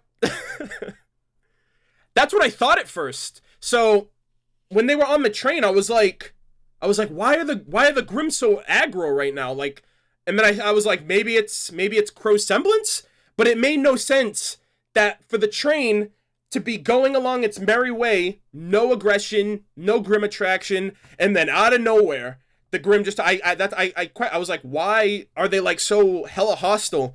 And obviously we ended up finding out a little while before, but I was under the impression that it was maybe Crow's semblance as well. I didn't even question the Relic initially. But yeah, it ended up being the Relic. But yeah, everyone here, I like how RWBY takes point as well. And like basically this whole situation, she's like surveying the area, she's looking at the Grimm, she's looking at the passengers, she's settling down Crow, she's like, hey, just turn off the turrets. You know, she's taking initiative. I like that she's at least expressing or displaying some like leadership qualities, and I hope they kind of like keep on going with that. Okay, I freaked the fuck out at this scene right here. Not for any not for like learning about the like I already knew that Jean was aura manipulation. I already knew that Ren masks emotions. It was the combination of those two things. So like we know about their two semblances like independently, but I'm gonna bring this up because I called this shit. I called this shit in volume 4. No, not volume 4. Sorry, last year after Jean's semblance was revealed, and I got the tweet right here to prove it. So this was done last year, January. Well, technically this year, because RWBY Volume 5 ended this year. And I was like, if Jean's semblance amplifies aura and semblances are a tangible form of one's aura, could he technically buff one's aura capabilities? And then I was like, I went down the list. So if you ever see this list, I created the list. You get to Ren, my boy has world peace. And that's basically what he did. He made that like a peaceful train. And I feel like if Jean, like, obviously everyone's semblances evolve and improves and develops over time. And I was like, Ren can literally, like, have world peace. Just, like, use your semblance on the whole planet. And I lost my shit. I was like, you've gotta be kidding me. They're literally doing what I thought they would do. And at this point, I'm expecting Jean to link up and use his semblance at some point in the series with everybody. RWBY's gonna be the Flash. Weiss is gonna summon every Grimm she's ever defeated. Blake is gonna turn into Naruto, that Kage Bushino Jutsu nonsense. Yang's gonna become Saitama. Nora's gonna become Thor. And Crow's gonna kill everybody. So, with it, I don't know what Oscar's semblance is. I have a theory of what Oscar / Ozpin's semblance might be, but I don't have any concrete evidence yet to kind of... I'm going to talk about it. I've already expressed it a little bit of what I think Ozpin's semblance is. I think it would be pretty cool. I think it's more cool than plausible, but it could be both. But yeah, I thought this was so cool that I was right. Like, it's not that I was right. Like, it was just the fact that I thought of that, and then it happened. And I don't know, I was just super excited, because that's like one of the things that I was looking forward to seeing if his ability was actually aura amplification. Because everyone, and I even said it initially in the reaction, I was like, oh, he's a healer. But he's not healing that guy. He's amplifying that guy's aura to where it heals him a lot faster than it normally would. And that's pretty broken when you combine it with other semblances. So I just think that that's going to be so freaking cool. Oscar's semblance, he makes compost. That'd be a pretty... I mean, if that was his semblance, that would have helped him out back when he was a farmer. Now he's like the next Ozpin in line, essentially. Give me that Volume 3 opening, but they all have Weiss's someone with the amplified aura. Oh boy. I just think that'd be super cool. Oh! We had 2 arm sacrifices in Volume 3. Penny, that's messed up. Technically, Penny's arms from when she got dismembered in Volume 3. Yikes. Alright, so we have 2 sacrifices made. I guess we don't need this guy's arm. That was a little savage, though. If Jean amplifies Yang's into Saitama, she'd get an extra power boost when all of her hair falls out. I mean, whoever cuts her hair, I feel bad for them. But at the same time, I don't really see that Yang anymore. To be completely honest with you guys, I understand she like punched Shady Man in Volume 5 because he was trying to touch her hair, but at the same time he was annoying her. I don't see I don't know if I could really see the same Yang like going freaking ham because because an Ursa like knocked a strand of hair off her head. I feel like she's too hardened for that personality anymore. Not anymore, but I wouldn't see it happening the same way that it happened in Volume 1. Just because so much has happened to her. But, I mean, who am I? It could very well happen. But yeah, so I lost my shit over this. This was super cool. I was really happy to see that. Glad that it actually is kind of confirmed that he can combine his semblance with others. So there was that. And then this is where we find out about the Relic. And this is where things are going to start getting a little, how do I say this? A little troublesome now. Because Ozpin promised no more lies, no more half-truths. So rather than lie, like he's like, now he's doing loopholes. Instead of just telling them lies or half-truths, now he's not telling them anything. Now he's just gonna not tell them, period. And I think this is what's gonna eventually lead to what we saw in the trailer, which is, you know, Ozpin is gonna fall to the ground, and they're gonna be like up looking at the reaching out for the Relic, and you're gonna have like Yang and Blake about to attack him, and Weiss at the ready, except for RWBY. Yeah, and even Crow didn't know. So like, not only that, he's like, there's just things that he's not telling anyone about the Relic. Like, he told Crow enough about the Relic, like its existence, and he gave him like enough to kind of lead Crow on, which is, again, I think that's another plausible reason why Raven doesn't trust him. Crow Crow just needs to hear enough to be convinced. So the Grimm are attracted to the Relic. The Grimm are attracted to negative emotions, and those negative emotions are bred from the God of Darkness. So, and when we got the Relic in Volume 5, it had a heartbeat. This is gonna sound super weird, okay? This is gonna sound super fucking weird.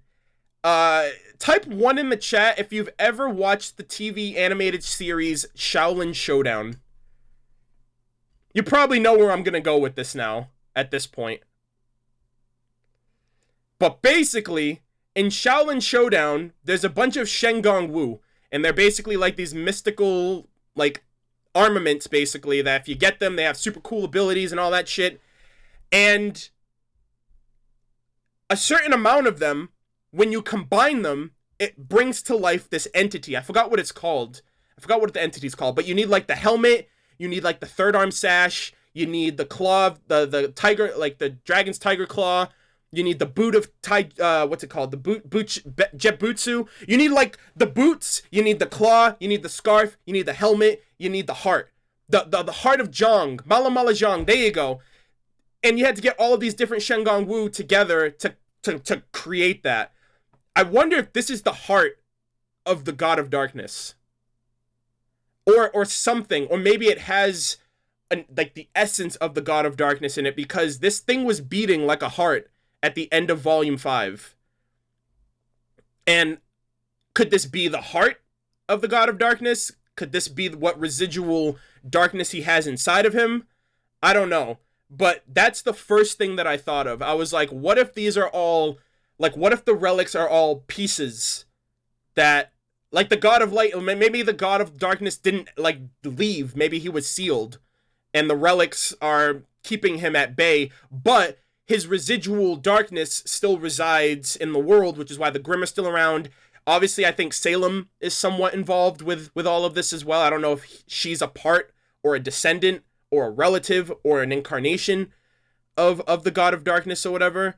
But I do think that, and I'm going to do a theory on this too, because like after this was revealed, that's the like, because I said it in my reaction too. I'm going to come back on screen here really quick. But I said this in my reaction during Volume 2 as well. I'm sorry, Volume 2, what am I saying? In Volume 5, I was like, it sounds like a heart. Like, it sounds like a heartbeat. Like, you hear it when Yang goes in the vault.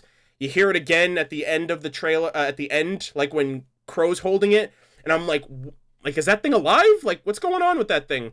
But now, and actually, hold on, give me a second. Holy shit, give me 1 second. I think I just had a brain blast.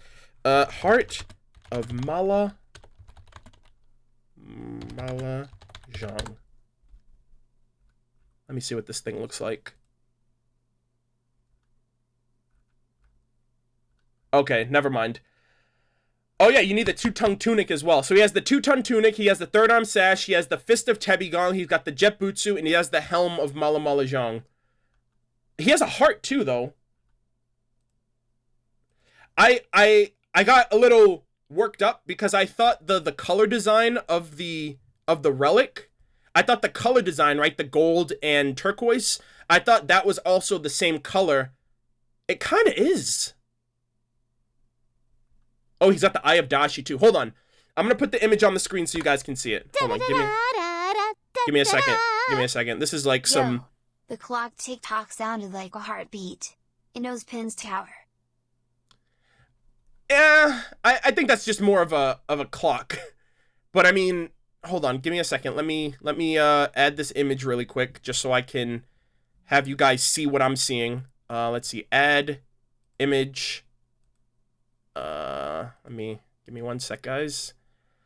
Damn, I'm like theory crafting on the fly right now.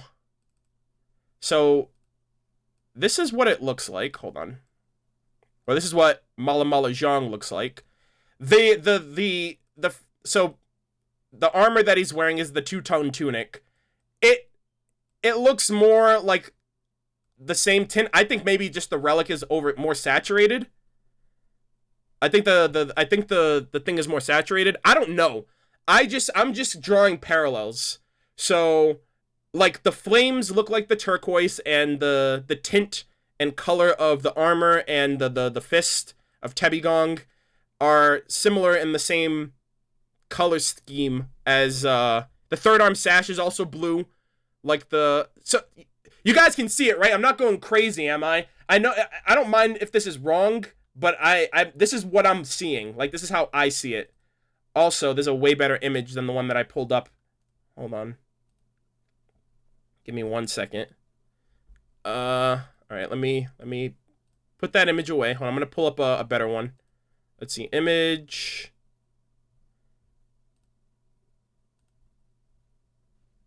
This is all on the fly, by the way. Like, I initially thought this. So this is what it looks like. A lot better.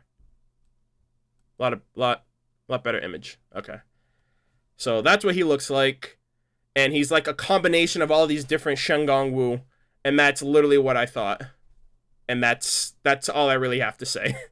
So yeah. I'm not saying that that's true. I'm not saying that it's going to happen. I'm just expressing where my mindset, like how I'm coming to that conclusion. Those pixels. Hey. I'm doing my best. All right, but anyways. Oh, okay, hold on, give me a second. So yeah, long story short, they don't trust him. It's going to come back to bite him in a little bit because eventually they're going to crash. They already crashed, actually. They're in the snow now, and I think we're going to get that scene in the next episode of why it seems like everyone but RWBY wants to attack Ozpin. Crow's nowhere around them either, so I'm wondering what that's all about.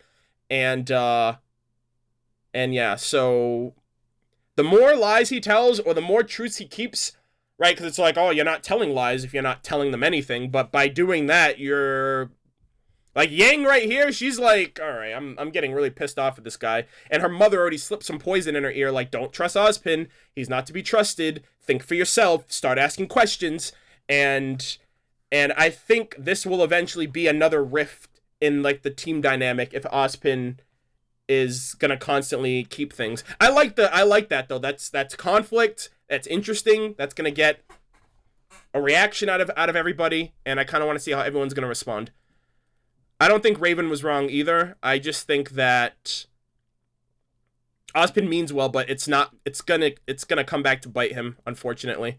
So, remember when I said that something bad was gonna happen to RWBY? Right? Like, she told Weiss, I promise.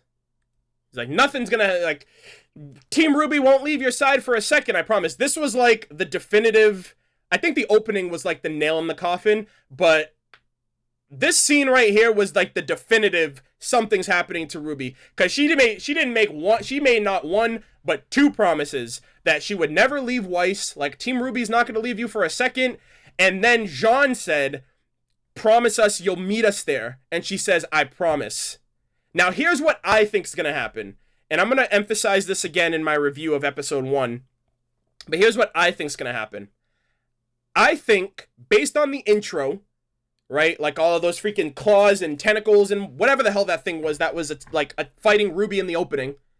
Second of all, the Relic is attracted to Grimm and RWBY has the Relic on her in the opening. So first off, RWBY's going to be a target from the jump. So that's how they're going to give her the development, because she has the Relic, which means all the problems are going to move on to her.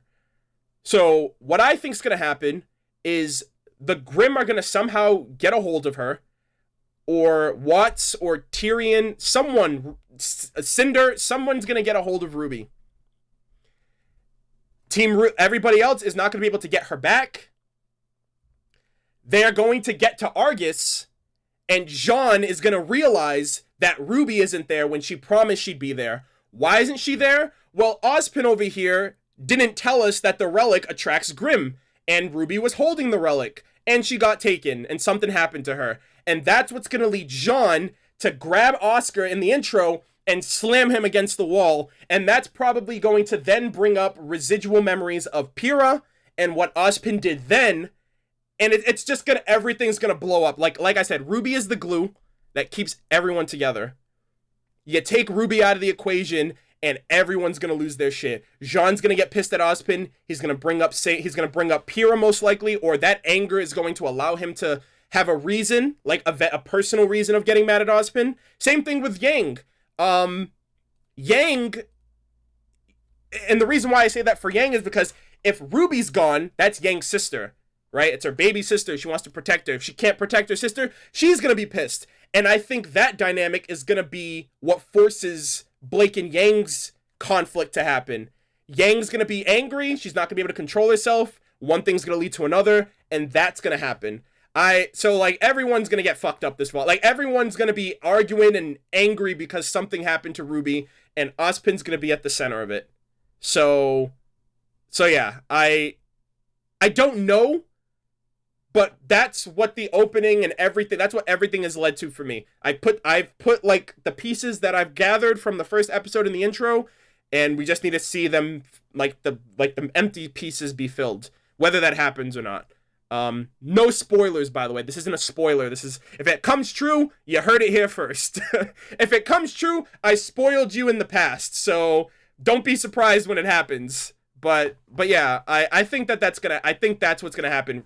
And then simultaneous, so then all at once, Ruby's gonna get her development, Blake and Yang are gonna talk, and Ozpin and John are gonna have that long. John's gonna be able to get off a lot of pent up frustration and anger for what happened to Pyrrha.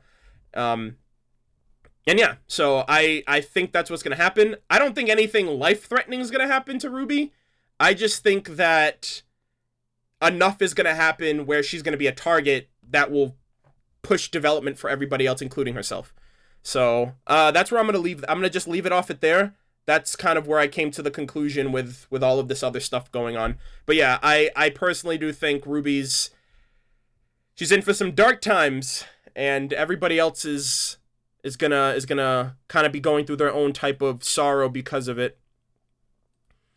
Okay. Oh, so by the way, I kind of just skimmed over all of that for the sake of my theory on RWBY. So, long story short, they have a plan. Obviously, Ren's gonna provide world peace on the train. And I think that's a clever plan. RWBY, she has a knack for coming up with plans on the spot, and I like that. Theory: RWBY will be captured by Salem and Emerald help her escape. I mean, it's possible. Like, I feel bad for Emerald alone. I can't wait till we see Emerald and Salem again. We'll probably see them maybe next episode or episode 3 because of the dialogue in the first episode and the visuals of the first episode. I'm sorry, the trailer of, like, I feel like she wants out, but Salem's gonna be like, you thought? Like, no. Like, if you put your desires before mine, like, you signed up for this. Now you gotta see it through to the end. So I don't even know if Emerald will be able to do it. Even in the opening, she looks so, like, out of place. She's just like, fuck. Where did I go wrong? You know what I mean? So, excuse me. So, yeah, personally, I think Emerald has her own problems. And I think the last thing that Emerald's gonna want to do is free the person that Cinder had a vendetta for. If anything, maybe she'll want to have at it with RWBY, because RWBY was the focus of all of Cinder's arrogance and power-hungry nature, and that's what got her killed, or quote-unquote killed, in their eyes. So, who knows? But long story short, they have this grand plan. RWBY always thinks on her feet. Volume 1 against the Nevermore. RWBY always comes up with the plan, and it always works out. So I really liked how she thought on her feet. Again, great team leader skills that she has. Obviously, she's going to be fleshed out this volume, I think, in every other department. I think Emerald can turn good, too. I'm not saying she won't turn good. I don't think it'll happen that simply. Like, I don't think she'll just be like, hey, I know we were enemies before, but I'm going to help you because I'm not feeling too hot about this. There's still a lot of room for Emerald to kind of fall to darkness or fall to Salem's influence. So, yeah, basically, you killed my senpai, or you were the object of my senpai's affection or obsession, rather. So, I don't know. It can go either way for Emerald right now. But, dude, oh my fucking god. Okay, can we talk about the music? I really liked the song that they played in this. Like, as soon as, like, all of the shit kicked up, Flint, do you know what this song is called? Does this song have a name? I know the opening is called Rising. Casey confirmed that on Twitter. But does this song have a name? I loved this song. I loved the piano. Like, I went to the ending, like, after the opening played, like, to the credits, and they play, like, the first, like, 20 seconds of the song with the piano and the lyrics, and, like, Jeff and Casey's lyrics. Oh, my God. It's called A Miracle, not Final. Okay, so for right now, the song is called Miracle. That is not the final, like, that's kind of a work in progress on the name, but that's the name that it has right now. God, man, I loved this song.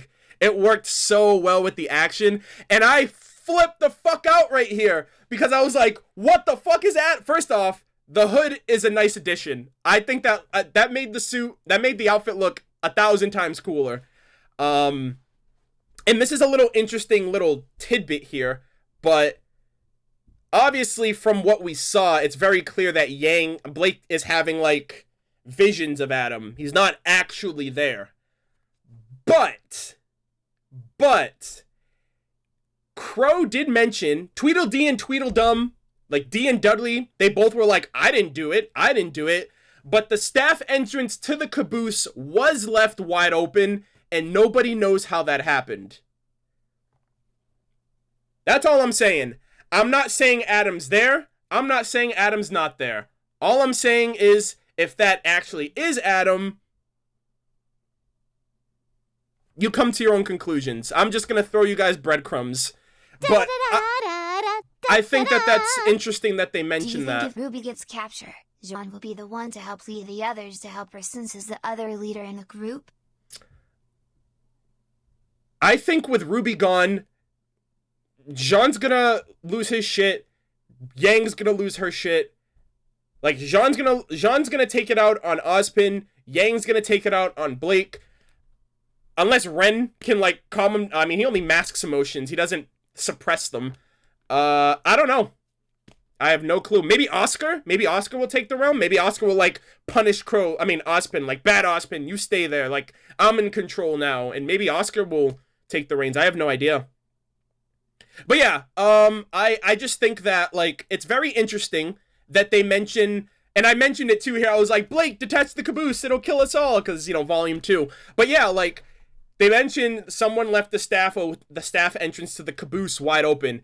He was like, one of them was like, I didn't do it, and then the other one was like, well, I didn't do it either. And if they both didn't do it, and they're honest about not doing it, is that just, did they just say that for no reason? Or did they say that because someone that wasn't supposed to be on the train got on the train?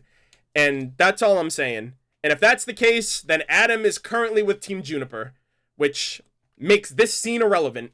But, you know, it is what it is. No, I know they said it because they're both idiots, but what I'm saying is they're both calling each other stupid, but that doesn't negate the fact that the entrance was left wide open. So if neither of them did it and the entrance is open, then a third party is involved. So yeah, that's all I'm saying. That's all I'm saying. I think that was a subtle mention. Like, yeah, we can just be like, yeah, one of them left it open. They're idiots. But then if somebody else was there, you know, it makes sense. So yeah. Could be our old lady friend. I don't think... Old lady, I won't spoil her name. No, you can say her name. Her name is in the credits. Her name is Maria Calavera. And we're going to talk about her at the very end of the discussion. She's going to be the last thing we talk about. But no, her name was in the... This is the Volume 1 discussion. Everything is open for discussion. And her name was in the credits. So, even though... And they have her name in the subtitles on the Rooster Teeth site. So you know her name even if they didn't say it. But yeah. It's a callback to the Black trailer. Yeah, I mean... Oh, that's right. Holy fuck. Oh my god. I need to write that down. Holy shit, right there. Blake. Holy shit. What? How did I not see that? When Blake left the train. Wow, I'm writing that down. Oh my god. I did not see that. No, I didn't notice that. I mean, I haven't... Like I said, I haven't even touched the script from my Volume 1 review, so I haven't gone back to Episode 1 to analyze it that much. Everything that I'm taking right here is basically my initial thoughts, but I haven't gone back to analyze or review the episode in depth for like a video. So...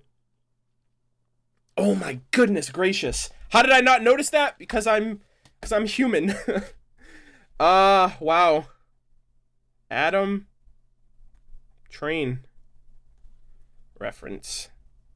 I am going to be doing a Volume 6 reference and trivia video, so the fact that I know that now that's going to be in the video. Thank you guys. I appreciate that. I'm human and I noticed that. Hey, come on. Stop dragging me. I didn't know it. Or it's not that I didn't know it, I didn't notice it. I haven't watched the episode like super crazy in depth. I thought more of what I just said of like, maybe he got on board the staff entrance to the caboose. That's what I pulled from that. I didn't look any deeper.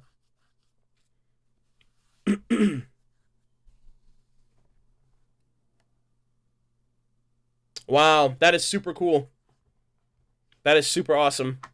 But yeah, it could be both. I think that's oh man. Well, when I do my review, I'll be like, well, thanks to my community of people who helped me figure it out, this is actually a reference to Volume 1, the Black trailer. Yeah, I looked too deep. This was like, I don't know, this was like surface level, and I'm like 10,000 leagues below. Yeah. I feel like it's like the Volume 4 thing, right? Like Miles and Carrie mentioned, they were like, oh, we put like the Grimm footprint, easy. People are gonna get that right off the bat, and everyone thought it was like a bandit signature or something like that. Like, I feel like this was so obvious that it just goes over your head, you know what I mean? So I think that's what happened with me.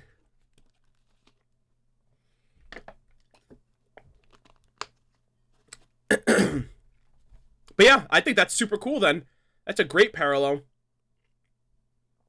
But anyways, yeah, is that Adam? Is that Aunt Adam?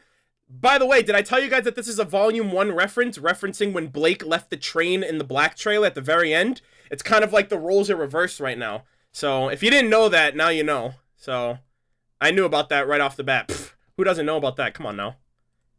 That's child's play. Also, I didn't notice that, but I noticed this subtle thing, like the comms, the local area comms. But, obviously it has a little bit of rework. Again, nice world building, nice mention. The comms are still communication is still limited to like an area of effect, so to speak. But I thought that this was a neat little, like, oh shit, people are actually pulling out their scrolls and referring to them. That's great. Yeah, I had an iOS update basically. But yeah, I don't know why I basically just brought this up because I was like, oh shit, we haven't seen this since Volume 4. And this is obviously the top one's the Volume 4 character short, and this one obviously from the episode. So it has a new model, a new design, and they're referring to their scrolls a lot more. So just like the other dude, the other guy had like the scroll for the train. Again, really good world building. I liked it. And again, the music throughout this entire sequence was incredible. Okay, so really quick, this might bug some of you guys out, but this next video clip is gonna be a little trippy. This was an awesome camera shot. I think this is the coolest shot that they did in the episode.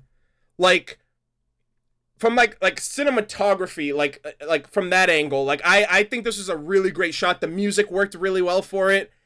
And like the whole like it went from Ren backed out, dropped down into the train, and then dropped out to outside, and then the whole train got taken. Yeah, it's an infinite loop. But yeah, I clipped this for an infinite loop, so it seems like it's like he's just like, it's never gonna end. But I really liked this. I really liked this. I liked this camera angle. It was really cool, and I think this is like the sickest shot of the episode, in my opinion. And obviously it's just emphasizing Ren's semblance on the train. I'm tripping out.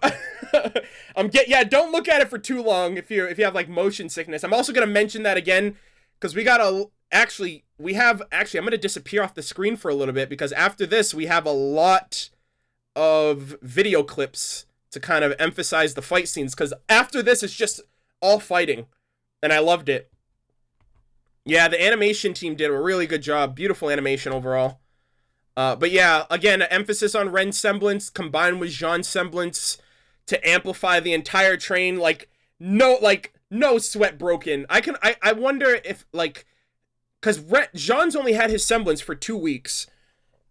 So at this point, its scale is, like, we can scale it to Ren's semblance at least. He can control the level of a full board of passengers on a train. Like an entire express train. So I'm wondering, like, as he uses it more, like at first he unintentionally, I think, used it on Weiss first, which is what allowed her to summon the Queen Lancer. And he's using it now on Ren. So I'm wondering, like, is he going to be able to control is he going to be able to world peace. I want world peace, please. Ren, use your semblance with like a maxed out Jean to mask the emotions of every human on the planet so no one can sense you guys. And then just walk into... Please turn it off. Okay. I'll turn it off. I'm sorry. All right, let me turn that off. I told you guys it's gonna get trippy. Or don't look at it, either or. But yeah, a lot of that's gonna happen. Yeah, I'm sorry. Anyone else spinning? I'm sorry. But, this next scene is just gonna have 4 different sequences happening on the screen at once. So, if you have motion sickness, look at it really quick, and then just listen, hold on to the sound of my voice. We'll get through this together, okay? But following this scene, we got a bunch of really cool action sequences. The first one being from Oscar, the second one being from Yang, the third being from RWBY and Crow, and they're all fighting. I'll limit this down in a little bit if it's too much for you guys, just because I don't want anyone like getting motion sickness here. But these were really great scenes. I felt like everyone got their moment. I felt like everyone had their time to shine and showcase that, yeah, they can still fight. And great animation and beautiful choreography. There's no floaty combat anymore, which is, like, I think one of the biggest reliefs that a lot of people had going into this episode. But yeah, I thought that this was a really great episode in terms of action. It was basically action through and through. There was like a little moment of like when they were in the train, that was like their little break before like shit goes crazy. But like Oscar, like I feel bad for Oscar because it's like he's got no weight to his attacks. Like I feel like it's almost like he's hitting the Manticore with like, I don't know, like paper mache or something like that. Like he's hitting him, but it's not doing anything. Like he's got no power behind his hits, which is a little I mean, it's still cool to see him actually fighting. Yang literally grabbing a bull by the horns, or grabbing a Manticore by the horns. A lot of people say that they want her to do that to Adam, since he's the actual bull in that pun, and that whole thing would be a pun at that point. But ooh, Wolf1 AJ, thank you for the $20. Let's see, Gotta Go Arnold, thank you so much for doing this for us. Glad that we can enjoy Volume 6 with you. See you soon. Alright, Wolf, you have a good night. I appreciate it. RWBY is a savage. She's like, no. I don't have to just cut your legs off from the hind leg forward, but I gotta do that, and then I have to behead you, and then, like, kill your brother behind you. Like, RWBY is a savage right now. I'm surprised she's not... I mean, I guess in a way she feels like she's not killing living things. They're creatures of Grimm. It's pretty savage, if I do say so myself. And Crow's actually using his scythe now! Thank God! What I did really appreciate from this episode was not just the fact that there was fighting, but there was appropriate fighting. And what I mean by that is, for the most part, yeah, you see Crow right here fighting these Manticore, but I'm going to change Crow's footage right now. Crow is actually the one that's dealing, for the most part, dealing with the boss level Grimm. And this is what it should be. Right? It would make no sense for anyone else to be fighting them. And I'm glad that they were like, okay, we're going to let the students fight the fodder Grimm, and we're going to let the professional, highly skilled, trained huntsman fight the boss, or fend off the boss Grimm for as long as he can until everyone gets together. I liked that they did this. Like, I'm glad that I'm glad they did it this way instead, because this could have gone really bad if everyone's fighting everything. But yeah, I really just appreciate. I was like, oh my God, I love that they're actually continuity is still a thing. But I was just really glad that they were like, okay, they didn't fuck up. They were like, okay, Oscar, RWBY, and Yang, they know what they can deal with. They're not gonna fight this boss level Grimm. We're gonna give that to Crow, and we're gonna let him deal with it. And then obviously at the very end, even Crow couldn't fight it by himself. He needed the squad. And I like how he also used his bird form. I think that's a cool utilization of of an ability that, you know, for the most part, I think Raven's like, oh, Ozpin did this to my brother and me, but it's a good utilization in combat, and it's super cool that they're using it for him to kind of use to fight and not just use it to get from point A to point B or to hide his identity in bird form. But yeah, I was like, I lost my shit when Crow whipped out his scythe. I was like, finally. He literally hasn't used his scythe at all. And don't give me that he pulled it out in Volume 3 nonsense, because he used it to slice a Grimm in half. Like, and I wanted him to use it against Tyrion, but he had to use his sword because Tyrion's super fast. You can't use it against someone who's fast. It's not really that reliable. But I was so happy. To see this man using his scythe. We know that he trained RWBY, and I was just really happy to see it finally. I'm like, thank God. I just hope we get to see more of, like, combos from him, from, like, fodder Grimm, but obviously, like, a big Grimm like this, he can't, like, go all out like RWBY would, necessarily. So, why is there lag? There's probably lag because the amount of footage that I had going on the screen at once. Either that, or maybe your connection? I'm not sure. But yeah, I was just really happy to see this man busting out his scythe 5 years later. Like, better late than never.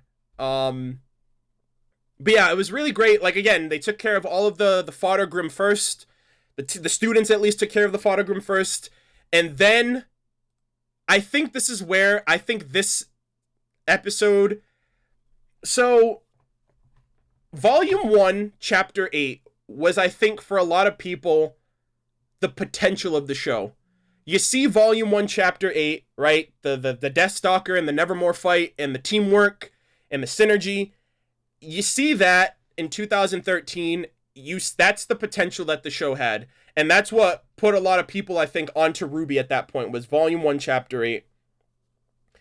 I think this episode, like, is like a surpassing factor of that. Like, it's literally like a remade Volume 1, Chapter 8, but with, like, it's with Team RWBY, Team Juniper, Crow, and a really high level boss Grimm. I think at the very least, that's the comparison that I had. I was like, dude, this feels just like Volume 1, Chapter 8, except it looks a billion times better, and Crow's in it. So, yeah, it felt very nostalgia. It felt very, very much similar to, like, the hype and excitement that I had and felt during that fight scene years ago as it is now. Yeah, obviously Pyrrha isn't there, but I mean, for the most part, the majority of Team RWBY, the majority of Team Juniper, and Crow fighting a Grimm, another winged Grimm. Granted, I think this Grimm's more rare than the average Nevermore. So, but back then, the Nevermore was like the cool, was the big bad Grimm at that time, which was really cool. Like, I don't know, it's really crazy to think too. Like, back then, the Nevermore was like the most formidable Grimm that we had seen at the time. And then since then, they've just upped their Grimm game. And that's like one of my favorite parts of RWBY is the new types of Grimm that we see. But yeah, the teamwork was just as good, if not better, than what we've seen in the past. You got the Bumblebee combo. That reminded me of the fight against Torchwick in Volume 2. Blake throwing her Gamble Shroud at Yang, and then Yang grabbing it and, you know, twisting around Torchwick's mech. That reminded me of it, except now she's twisting it around the Grimm, and this fight was just so dynamic, man. You got Weiss freezing its wings, you got RWBY and Crow breaking off its frozen wings, and then you got the dual scythe action. Master and apprentice. Master scythe wielder, apprentice scythe wielder, chopping the Grimm in half. And like this fight was so fucking cool. This episode was so badass. The everything was just really great. And if you want to compare this to Volume 5 as a whole, I would say, like, they really did improve in every category. For the first episode, at least, it feels like they addressed a lot of the concerns of things that people weren't necessarily happy with. So, hold on. Lag, okay. Alright, it's probably confirmed that the stream can't handle all of this hype. I am sorry. It's literally the clips. It's literally the clips. I can't have this many clips at once. Oh my god. I literally looked over my screen. My stream was gone.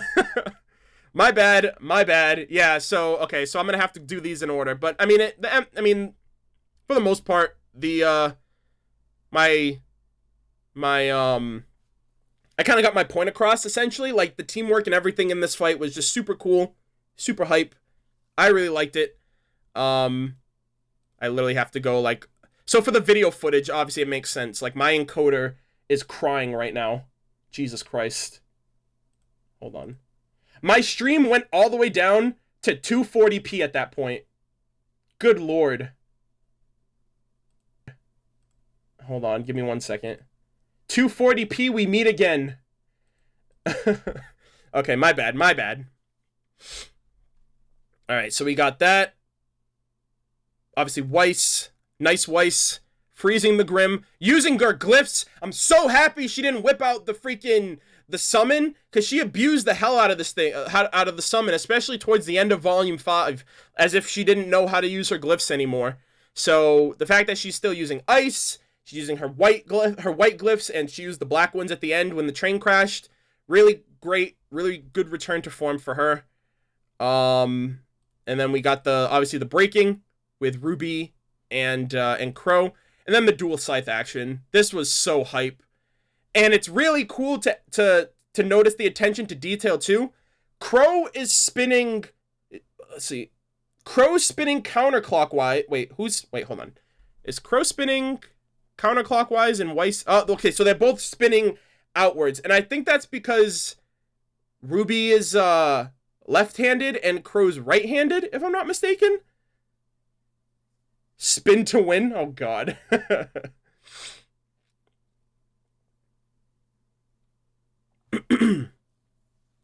But overall,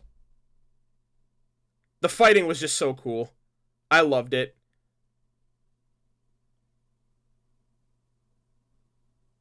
Let it rip. Oh gosh. Okay, here come the Beyblade memes. And, yeah, they crashed. And, oh yeah, by the way, this lady's still alive and withstood and just chilled in the train the entire fight. And I'm like, lady, you're something. I don't know if you're a silver-eyed warrior. I don't know if you're a maiden, but you're something. And she was on the back half of the train, which makes sense too, because this scene right here showed off that everyone's getting off the train, but she's like, that girl with the silver eyes. Her eyes remind me of my eyes when I had them. And I honestly think she, like, knew. I wouldn't be surprised if she knows Ozpin. I wouldn't be surprised if every silver-eyed warrior doesn't know Ozpin. Or knows Ozpin. Or if Ozpin had a history with her. Because she's an old woman, so she's lived for longer than any other character besides Ozpin in the story that we've seen so far. So... oh my god, I have so many theories on her. My intro analysis video is disgustingly long. You're gonna watch that and be like, Arnold, what the fuck is wrong with you? Why would you spend so much time breaking down the theories of this intro? Just watch the show and watch it come out. But, like, I have so many theories on this lady alone. I think she's a silver-eyed warrior who got her eyes ripped out by Salem or Hazel or Tyrion, right? Tyrion, he's like, she stole your eye, didn't she? An eye for an eye. She seems to not have eyes but goggles. And a silver-eyed warrior's biggest threat in Salem's eyes, no pun intended, are their eyes. So how do you make them not a threat? You rip their eyes out of their head. Or you kill them, either or. I think she's more so a silver-eyed warrior than a maiden, because if she was both, that'd be pretty fucking broken.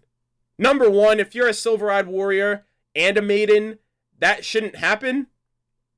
I don't think that should happen. Like, you're OP as fuck. Number one. Number two, I don't think she's a maiden because, at least during her time on the train and right then and there, obviously I think episode 2 will flesh out the scene a bit more, but Ozpin, Crow, Galinda, and Ironwood seem to know who the identities of the previous maidens are. They knew about Amber. Like, the reason why they turned into Ozpin turned Crow and Raven into birds is so that way they can get plans on Raven. I'm sorry, they can get plans on Salem and find maidens when their hosts became unclear. But their goal as a brotherhood is to protect the maidens, keep their identities a secret, keep them in hiding. So if this lady's a maiden, it wouldn't make sense that Ozpin and Crow don't know who that maiden is yet. Number one. Or two, and like in regards to Raven being the maiden, Crow knew who the previous maiden was before Raven killed her. So that, I think at the end of the day, Crow not knowing that she got killed probably was why it was the ball was dropped, and he doesn't know to this day that Raven's a maiden if like Yang didn't tell him anything. So yeah, I think this lady's a silver-eyed warrior who got her eyes taken out. I think she knows Ozpin. I think Ozpin knows her. I think she got her eyes taken out because of Ozpin. And I think the same thing happened to Summer Rose. I think everything that's going to happen to RWBY is basically going to be a retelling of what happened to Summer. And I think every silver-eyed warrior who comes across, who crosses Ozpin's path is going to die. Like, oh my god, I could literally spend the entire day just talking about my theories on the Silver Eyes. But yeah, I don't think it's like a Mangekyo Sharingan thing, like if you overuse them, you lose your eyes, your eyesight or whatever. Maybe that might be the case, but I think it would be a better story element if she, because Hazel was like, yeah, we've dealt with their kind before, we've dealt with Silver Eyes in the past, so it wouldn't be surprising to me if Salem in the past has had her forces eradicate silver-eyed warriors that they've come across. And probably why she wanted Tyrion to get RWBY and bring her back to her domain instead of just killing her outright. So yeah, I think this lady's a silver-eyed warrior. Even though she doesn't have her eyes, she obviously would know how to tap into the power, and she will eventually become a mentor for RWBY.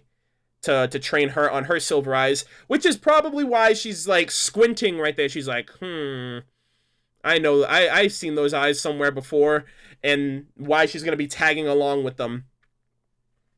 So yeah, that's my thoughts and theories on this woman. And she's smart. She's really smart. She was just like, I'm gonna chill on the train. I'm gonna let everyone up on the roof do the work for me. And when things quiet down, I'll come out. And then in the intro, you see her riding on Yang's bike. So I hope she's like a sassy old grandma. Like, she's like, you whippersnappers. Like, I really hope she's like the typical like old lady, like the wise old person who's like, you kids have no respect for your elders back in my day and all this stuff. And she just has everyone younger than her doing exactly what she says. Like, she's riding on Bumblebee, like Yang's bike, for Christ's sake. So yeah, I really hope she has that level of sass to her. I'm really looking forward to seeing and hearing more about her. And I do want to let you guys know on something that blew my fucking mind on Twitter earlier today, okay? So, for those of you who don't know, this woman, her name is, I don't know if you guys can read that. If you guys can, buff up the resolution of the stream, but if you can't see that, these are the credits, like above me right here. You guys can just see my mouth moving. Her name is Maria Calavera. For those of you who don't know, Calavera in Spanish, I think roughly translates to like skulls, or decorated skulls. And guess what today is? Okay, so first off, these are the skulls they're talking about. And if you look at the bottom right frame right here, that's literally the skull design that she has on her staff. So obviously that's the inspiration, loosely based on Dia los Muertos.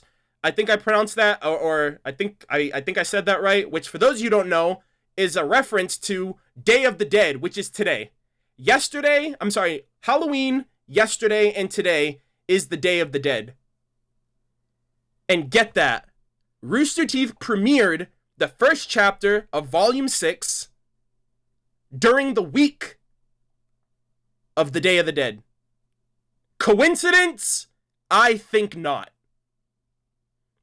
You want to know what else is scary? For those of you who don't know, and I found out about this last year, and this blew my mind even. Like, at this point, I don't know if Rooster Teeth is, like, calculated, like, 10,000 IQ calculated, or if they're just lucky. But I'm willing to say that they're just at this point, I'm willing to say it's calculation, because this happened last year.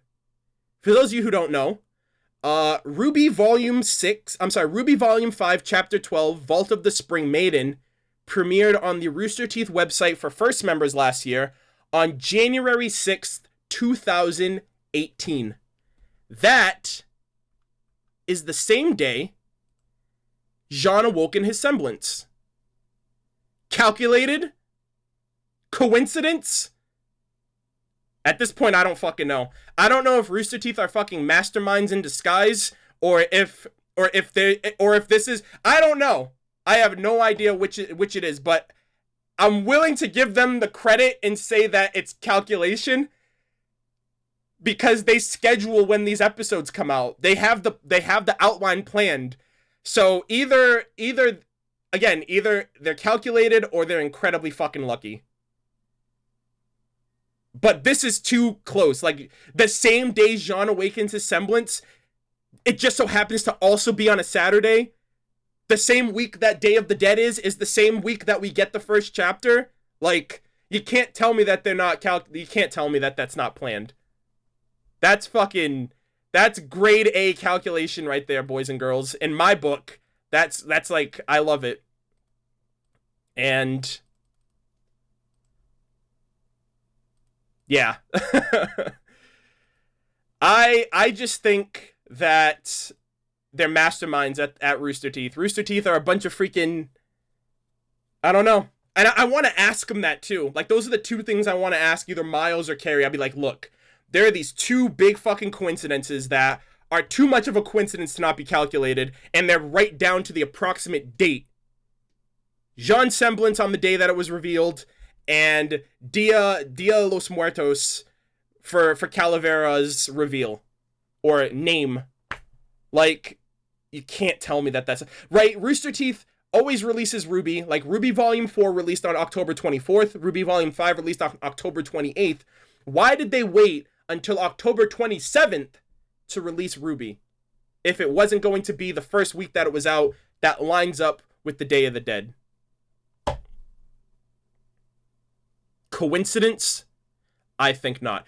The problem is I wasn't able to tweet this at them because 10,000 people follow me on Twitter and a lot of them aren't first members. And if I tweeted that, it's spoilers and I'd get berated on Twitter about it, which is really annoying. So I subtly tweeted out, I was like, holy shit, Rooster Teeth, you motherfucking geniuses. Today's the Day of the Dead. Hashtag RWBY, hashtag Calavera. Just to let people know, like, that I came to this conclusion, like, earlier today. My donation didn't play out for some reason. Let's see. Honestly, if... Hold on. Honestly... Oh, hold on. Honestly, if the cap... Oh, hold on. I think I know why. Give me a second. Alright. Hopefully that works now. But let's see. Honestly, if the capture doesn't happen, then I absolutely love to see Ruby and Emerald have a heart-to-heart. It's so weird. After everything that happened, Penny's responsible for Pyrrha's... Pyrrha... I'm sorry. Oh my god, I just had a brain fart.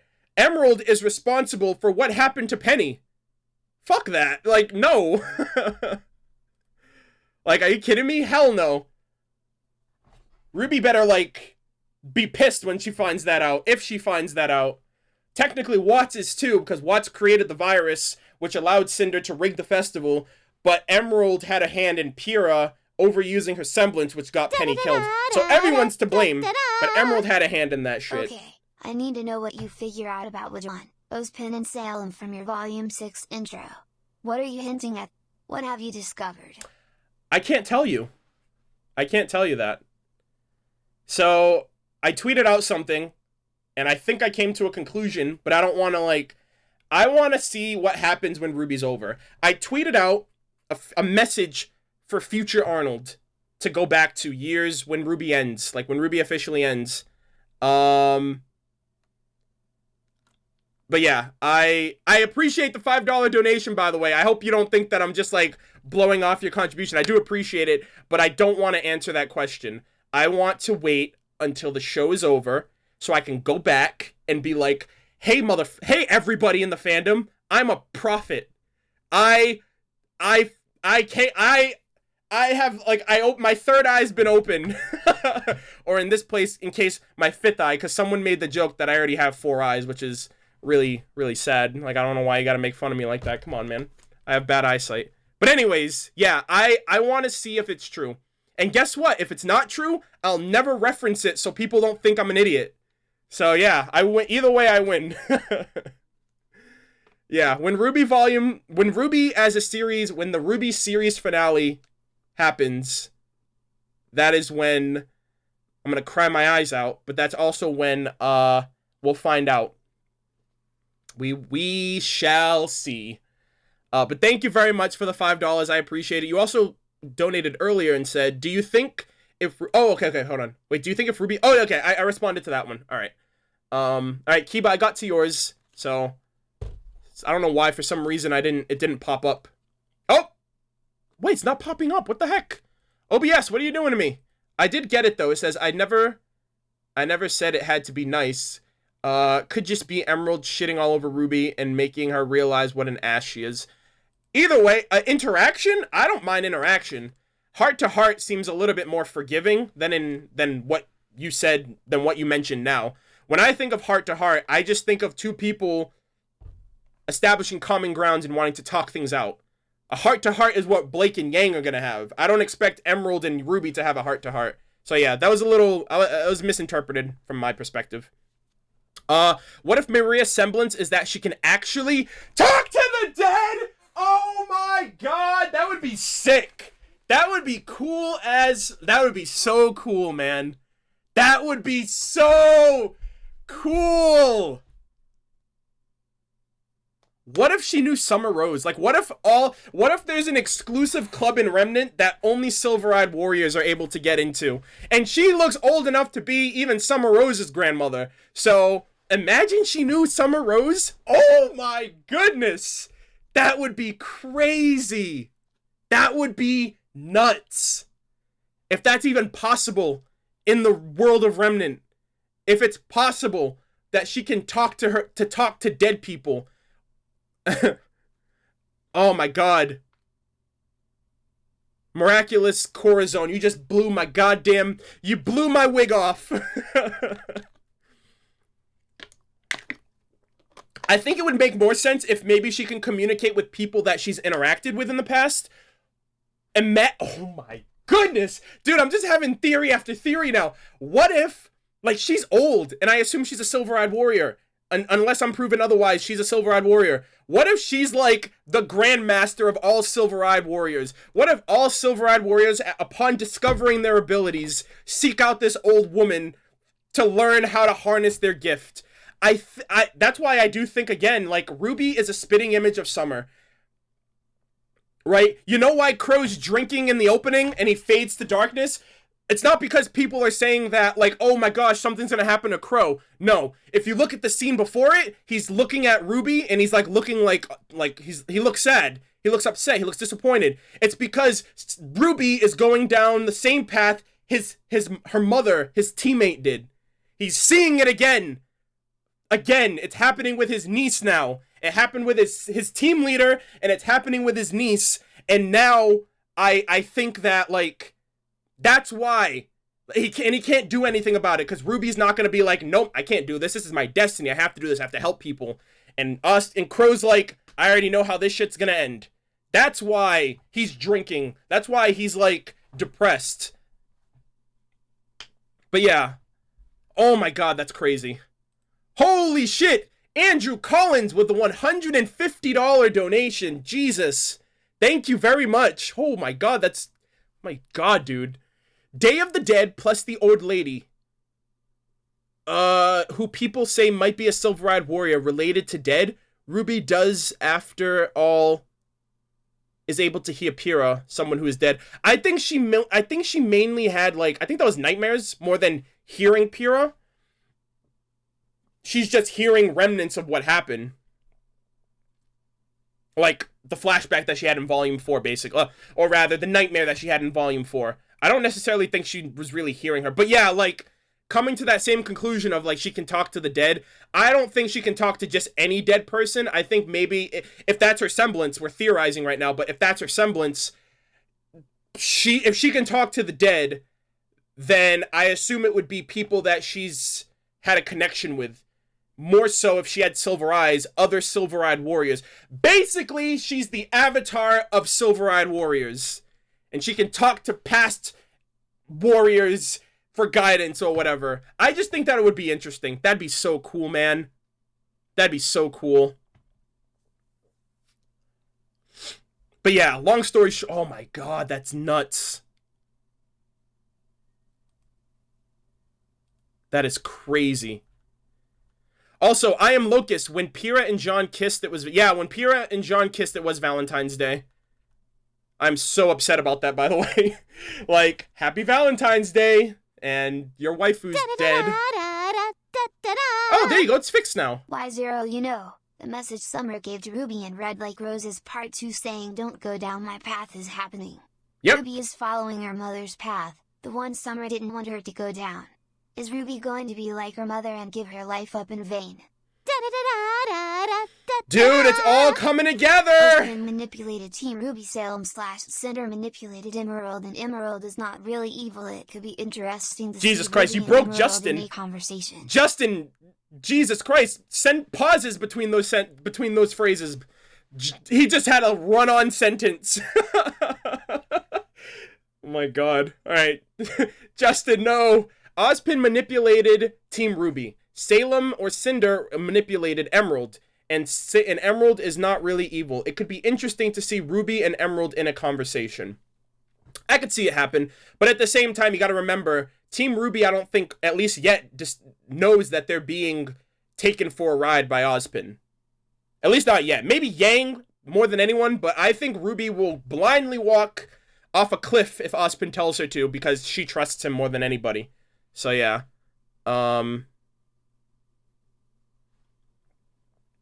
Oh, FYI, 30 NTD is $1. Oh, okay. I have no clue. It says 150, so I just translated that. But yeah, I appreciate it nonetheless. But yeah, seems everyone's on the page with her being a silver-eyed warrior. That's so awesome if it comes true. So yeah, Kruby is... So yeah, Kruby is, like, planning so much stuff. Yeah, I know. Slime Moth Proxy. What if Maria's goggles allow her to see the dead? I think more so her goggles are just a high-tech replacement for her eyes, and what better place to get tech than Atlas? So yeah, I think so. I think that's it. Maybe her lens, imagine like if she gets angry, they turn red. Like she's like Baymax or something like that. Like her eyes are blue when she's happy, like when she's neutral. They're green when she's happy. Like, I feel like we're getting into some Klein territory right there, but I think it'd still be cool. Yo, what if Maria is like a medium? Someone who can channel the souls of the dead like a vessel, letting the spirit speak through her. That's speed up too. Dude, that I love where we're going with this. I love where we're going with this. I might make a video on this at this point. This is where it was facilitated. I haven't heard this theory anywhere else. So it would be so cool to explore what her semblance could be. Yeah, I'm definitely gonna try to explore that when I can. Wow, man. Wow. We got one episode and we've come this far. Has theory crafting gone too far? I have no clue. Jesus. Let's see. My goodness. So, really quick, like I said, I'm going to take a crack at the opening. Give me 1 second. Okay. I got the opening prepped here. I don't want to talk about it too much because I kind of do.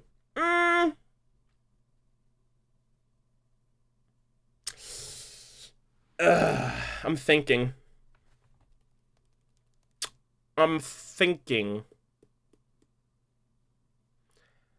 I don't want to talk about the intro all night. We're 3 hours in, by the way. We made some really good progress. It took us 3 hours to get through the opening. My God. I kind of want to leave the intro for my video because I'm working on an analysis. But now that we're talking about like Maria Calavera and everything, I kind of want to make that video is going to be like 50 minutes. I kind of want to see if I can break everything off and, I don't know, make individual videos for certain topics instead of dragging on for 5 minutes talking about the intro. But anyways, let's see. Okay, so first off, I'm gonna run through this in one go. All right, so Team RWBY, all their weapons, super cool. We got the gang all back together. Weiss uses her semblance. The moon's broken, so we're going into the past. The moon's not broken, so that represents the past. It shatters the present. We're going to the past. We got Team Ranger and company. You got some White Rose moments. Blake and Yang not doing so hot. Okay, we got Adam showing up as a spoopy boy. All right, we got the Silver-Eyed moment. Okay, mentor and apprentice Crow. He's like, oh, I've seen this shit before. All right, so there's that. Oh my God, tentacles. I've watched enough hentai to know where this is going. RWBY, run! Something's gonna happen to her. I don't know what's gonna happen. That's Cinder. If you don't think that's Cinder, there's something wrong with you. I don't know. Torchwick's hat getting sliced, representing that he's dead. But whose hat is that? That's Neo's. I don't know what's gonna happen with Adam this season. Watts is gonna take over control of Team Witch. Salem is angry. She wants her relic. She wants everything. She also has the little flary eyes like the maidens. That lady is interesting. That's Ozpin as a statue. The King of Remnant. The Ozpin is a dad. Jean's really pissed off at him. Oh my God, what'd you do with my girlfriend? I'm fighting like I did in the first episode. I'm Cinder again. I'm fighting Emerald. That was an umbrella in one of the small frames. And Team RWBY doing really cool, awesome shit. Team RWBY's back. By the way, did I mention that Team RWBY's back? And the gang's all here, guys. And thank you, Monty. We love you. We miss you. And Kruby's doing the hardest work that they can on the show that you left us. Oh! And scene. And that's my analysis. I hope you guys liked it. Oh my God. Okay. I didn't take any screenshots of the intro, by the way. That was literally gonna be it. I was gonna be like, I'm gonna do it. I'm gonna do that, and we're gonna see how it goes. So yeah, super in depth, super fucking in depth. I'm gonna clip that part of the stream and put it on YouTube, I think. Oh boy. Oh man. You can make that your format for TLD. Oh my God, well, I can't really do that because the episodes aren't a minute long. If I do a minute long TLDRs, like, oh my God, that would be a cool series. Like, RWBY reviews in under a minute. Oh my God, I don't know if I'd be able to do that. I'm so rambly. I ramble so much. It's pathetic how much I ramble.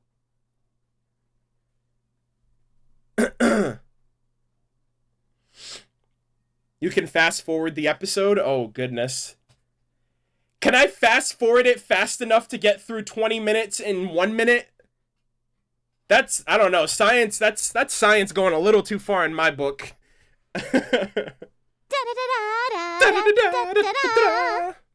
Arnold, do it. Tell us the intro now.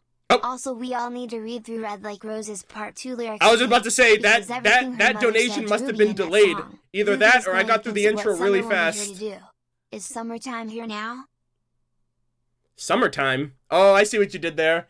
You know, winter is coming and now summer is coming. Nice. I like how you did that. Gotta go, Arnold. Have fun. Hannah, you have yourself a good night. Thank you for sticking around the entire stream. Thank you for the support. I hope you enjoyed the live discussion and the rambles. You have a good night, and I will see you soon. Enjoy the reaction video that goes out tomorrow. Enjoy episode 2 that goes out tomorrow. That goes for all of you guys as well. My reaction video, again, will be going out tomorrow morning. I'm sorry, tomorrow at literally 12 o'clock noon. It's actually going to be a premiere, so that means it'll be up on the channel, and there will be a live chat, and people will be able to watch live together. I will be in the chat. By the time it comes out, I will have seen chapter 2. I'm putting it out at 12, so it gives people an hour for non-first members to watch the first chapter, and first members to watch the second chapter. So It'll be posted. It's already scheduled. It's gonna be uploaded at 12 o'clock on the dot. So make sure you hit the notification bell if you haven't already. Make sure you hit a reminder on the video, so that way you get alerted so you don't miss it. Obviously you can watch it whenever, but for the first 30 minutes when it's out, it's gonna be a live viewing experience with everybody. So essentially everyone's gonna watch my initial reactions together, and I will be in the chat to watch as well. So it should be fun. I'm looking forward to it. But overall, that is everything.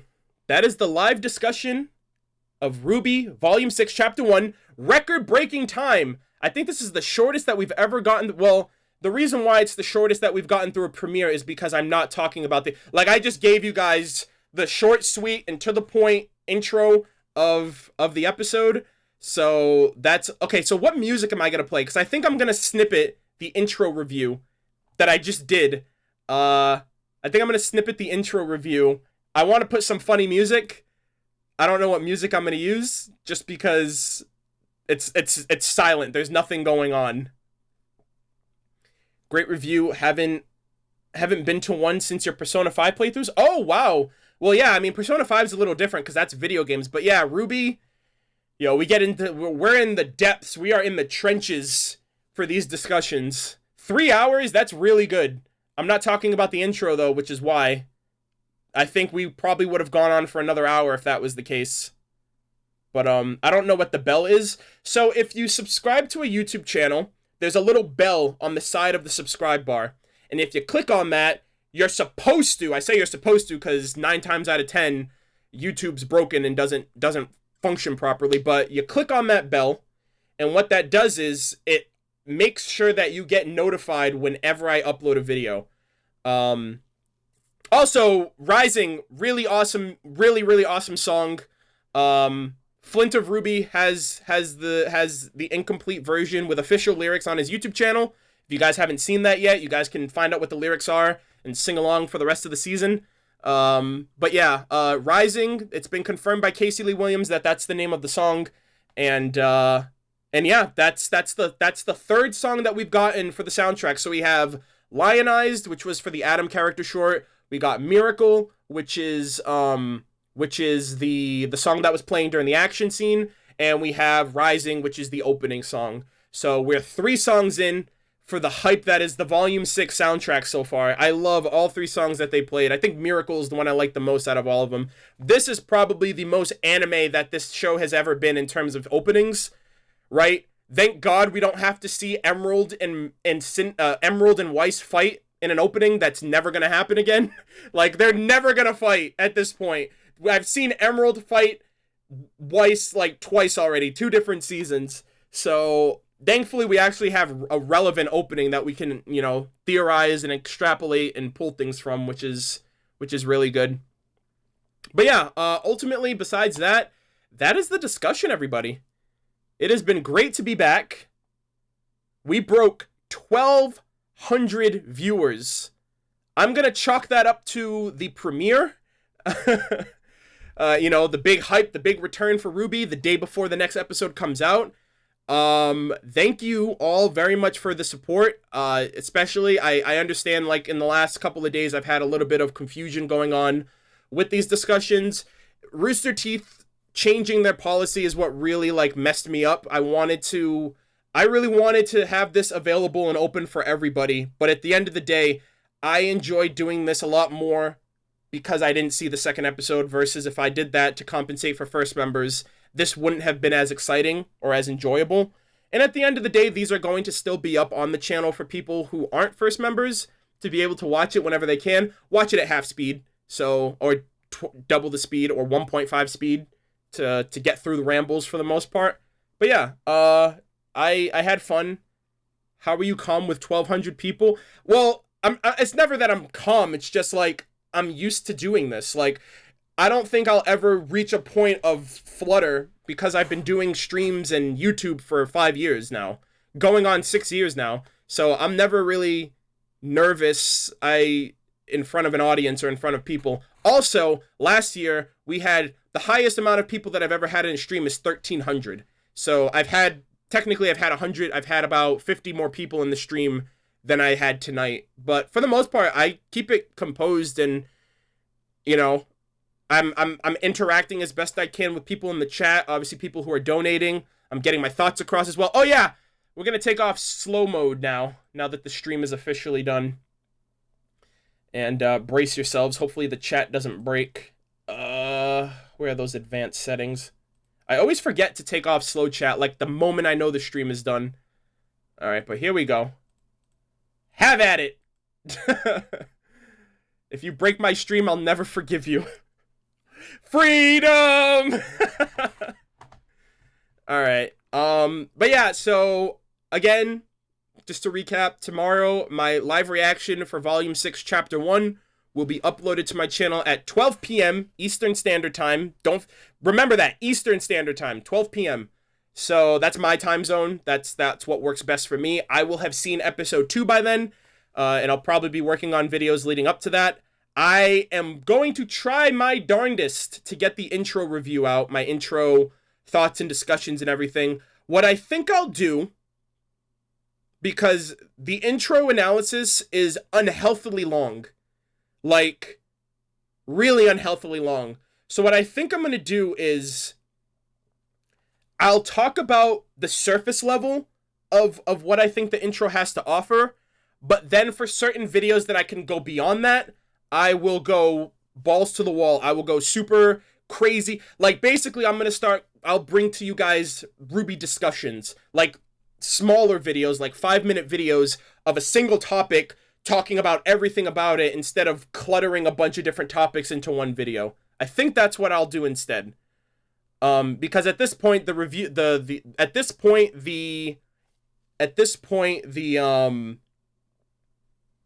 opening and the first episode has been out for a week, and I only have the script done. I still have to record it, and then episode 2 comes out tomorrow. I have a shitposting video planned. It's not going to come out until probably next week, just because I littered my channel this week with 3 to 4 shitposting memes, and you guys really liked it, obviously. But yeah. Oh, hold on a second. Is there lag going on?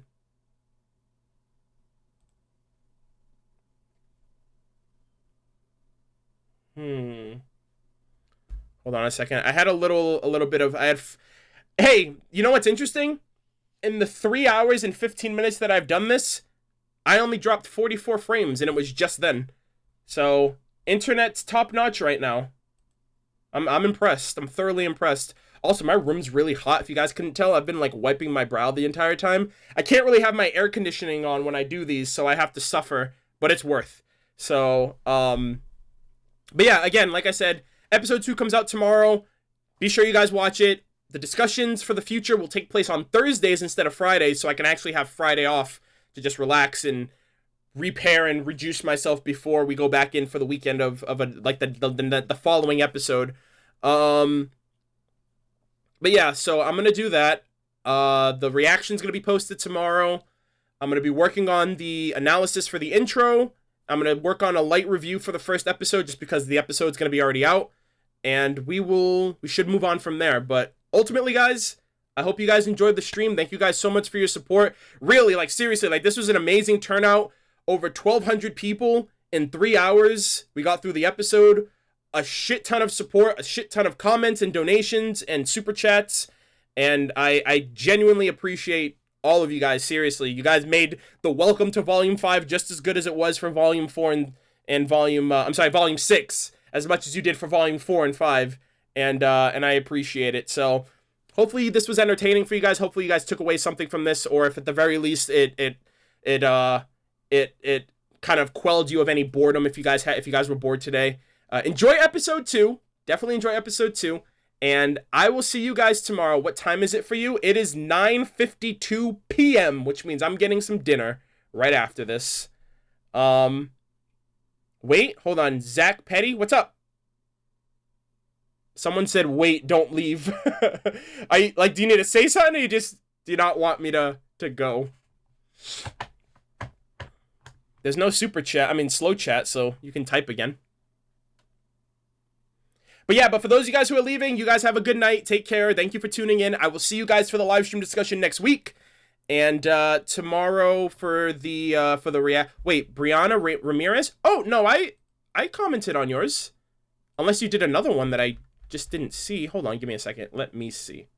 Did you do more than one? Because I did comment on one that you left me earlier. Oh, Flint. Oh, I'm sorry. Yeah, okay, there were a couple more that I didn't see. Okay, so first off, Flint of RWBY, my boy. Amazing stream as always. Have a good night, Arnold, and thanks for the shout out. Don't worry about it, dude. Like, you're about to pass me in subs pretty soon, so pretty soon the student will surpass the teacher. But yeah, congratulations on that, and obviously, I feel like a lot of people go to your channel for the music, so whenever I talk about music, I'll always drive them your way, so not a problem. Lolo-kun says, why do you think Miles and Carrie gave up such a big reveal for Cinder Neo during the opening? Do you think because they have even more in reserve? I think it's just to build hype, number one, and I think that's another reason why they didn't premiere it at the theater screening, because if they showed the intro at the theater screening, everyone would have been spoiled before they got to watch the opening for themselves. So I can understand why they kept it out of the theater screening, but in terms of bringing it to light here, it's just to build hype. People have been waiting for Neo forever, so that gives them something to look forward to. And yeah, it kind of makes sense, like, we'll give them Neo, we'll let them know Neo's coming because we have something else planned. Also, Brianna Ramirez, you did actually follow up. You said, I'm loving all your theories. Well, a lot of these theories that I came up with tonight were on the fly. A lot of these were just like the talk to the dead, like, that was huge, and we all kind of came up with that together, so yeah, we're just too smart, essentially. But yeah, I had fun, it was great. But with that said, guys, I'm gonna head out for the night. I'm hungry. I need to eat some din. I need to prep and relax for the rest of the night. Tomorrow morning, RWBY Volume 6, Chapter 2 comes out, so I'm gonna watch that. For those of you guys who tuned in, like, into the stream or towards the end of the stream will be uploaded to the channel in a couple hours. YouTube has to render and process it in the back end, but once it's fully processed, it will be uploaded to YouTube, as you know, as they have been in the past for Volumes 5 and 4. But yeah, thank you guys for tuning in. I appreciate the support. I hope you guys have a good night. Enjoy Chapter 2, and I will talk to you guys later. Take care.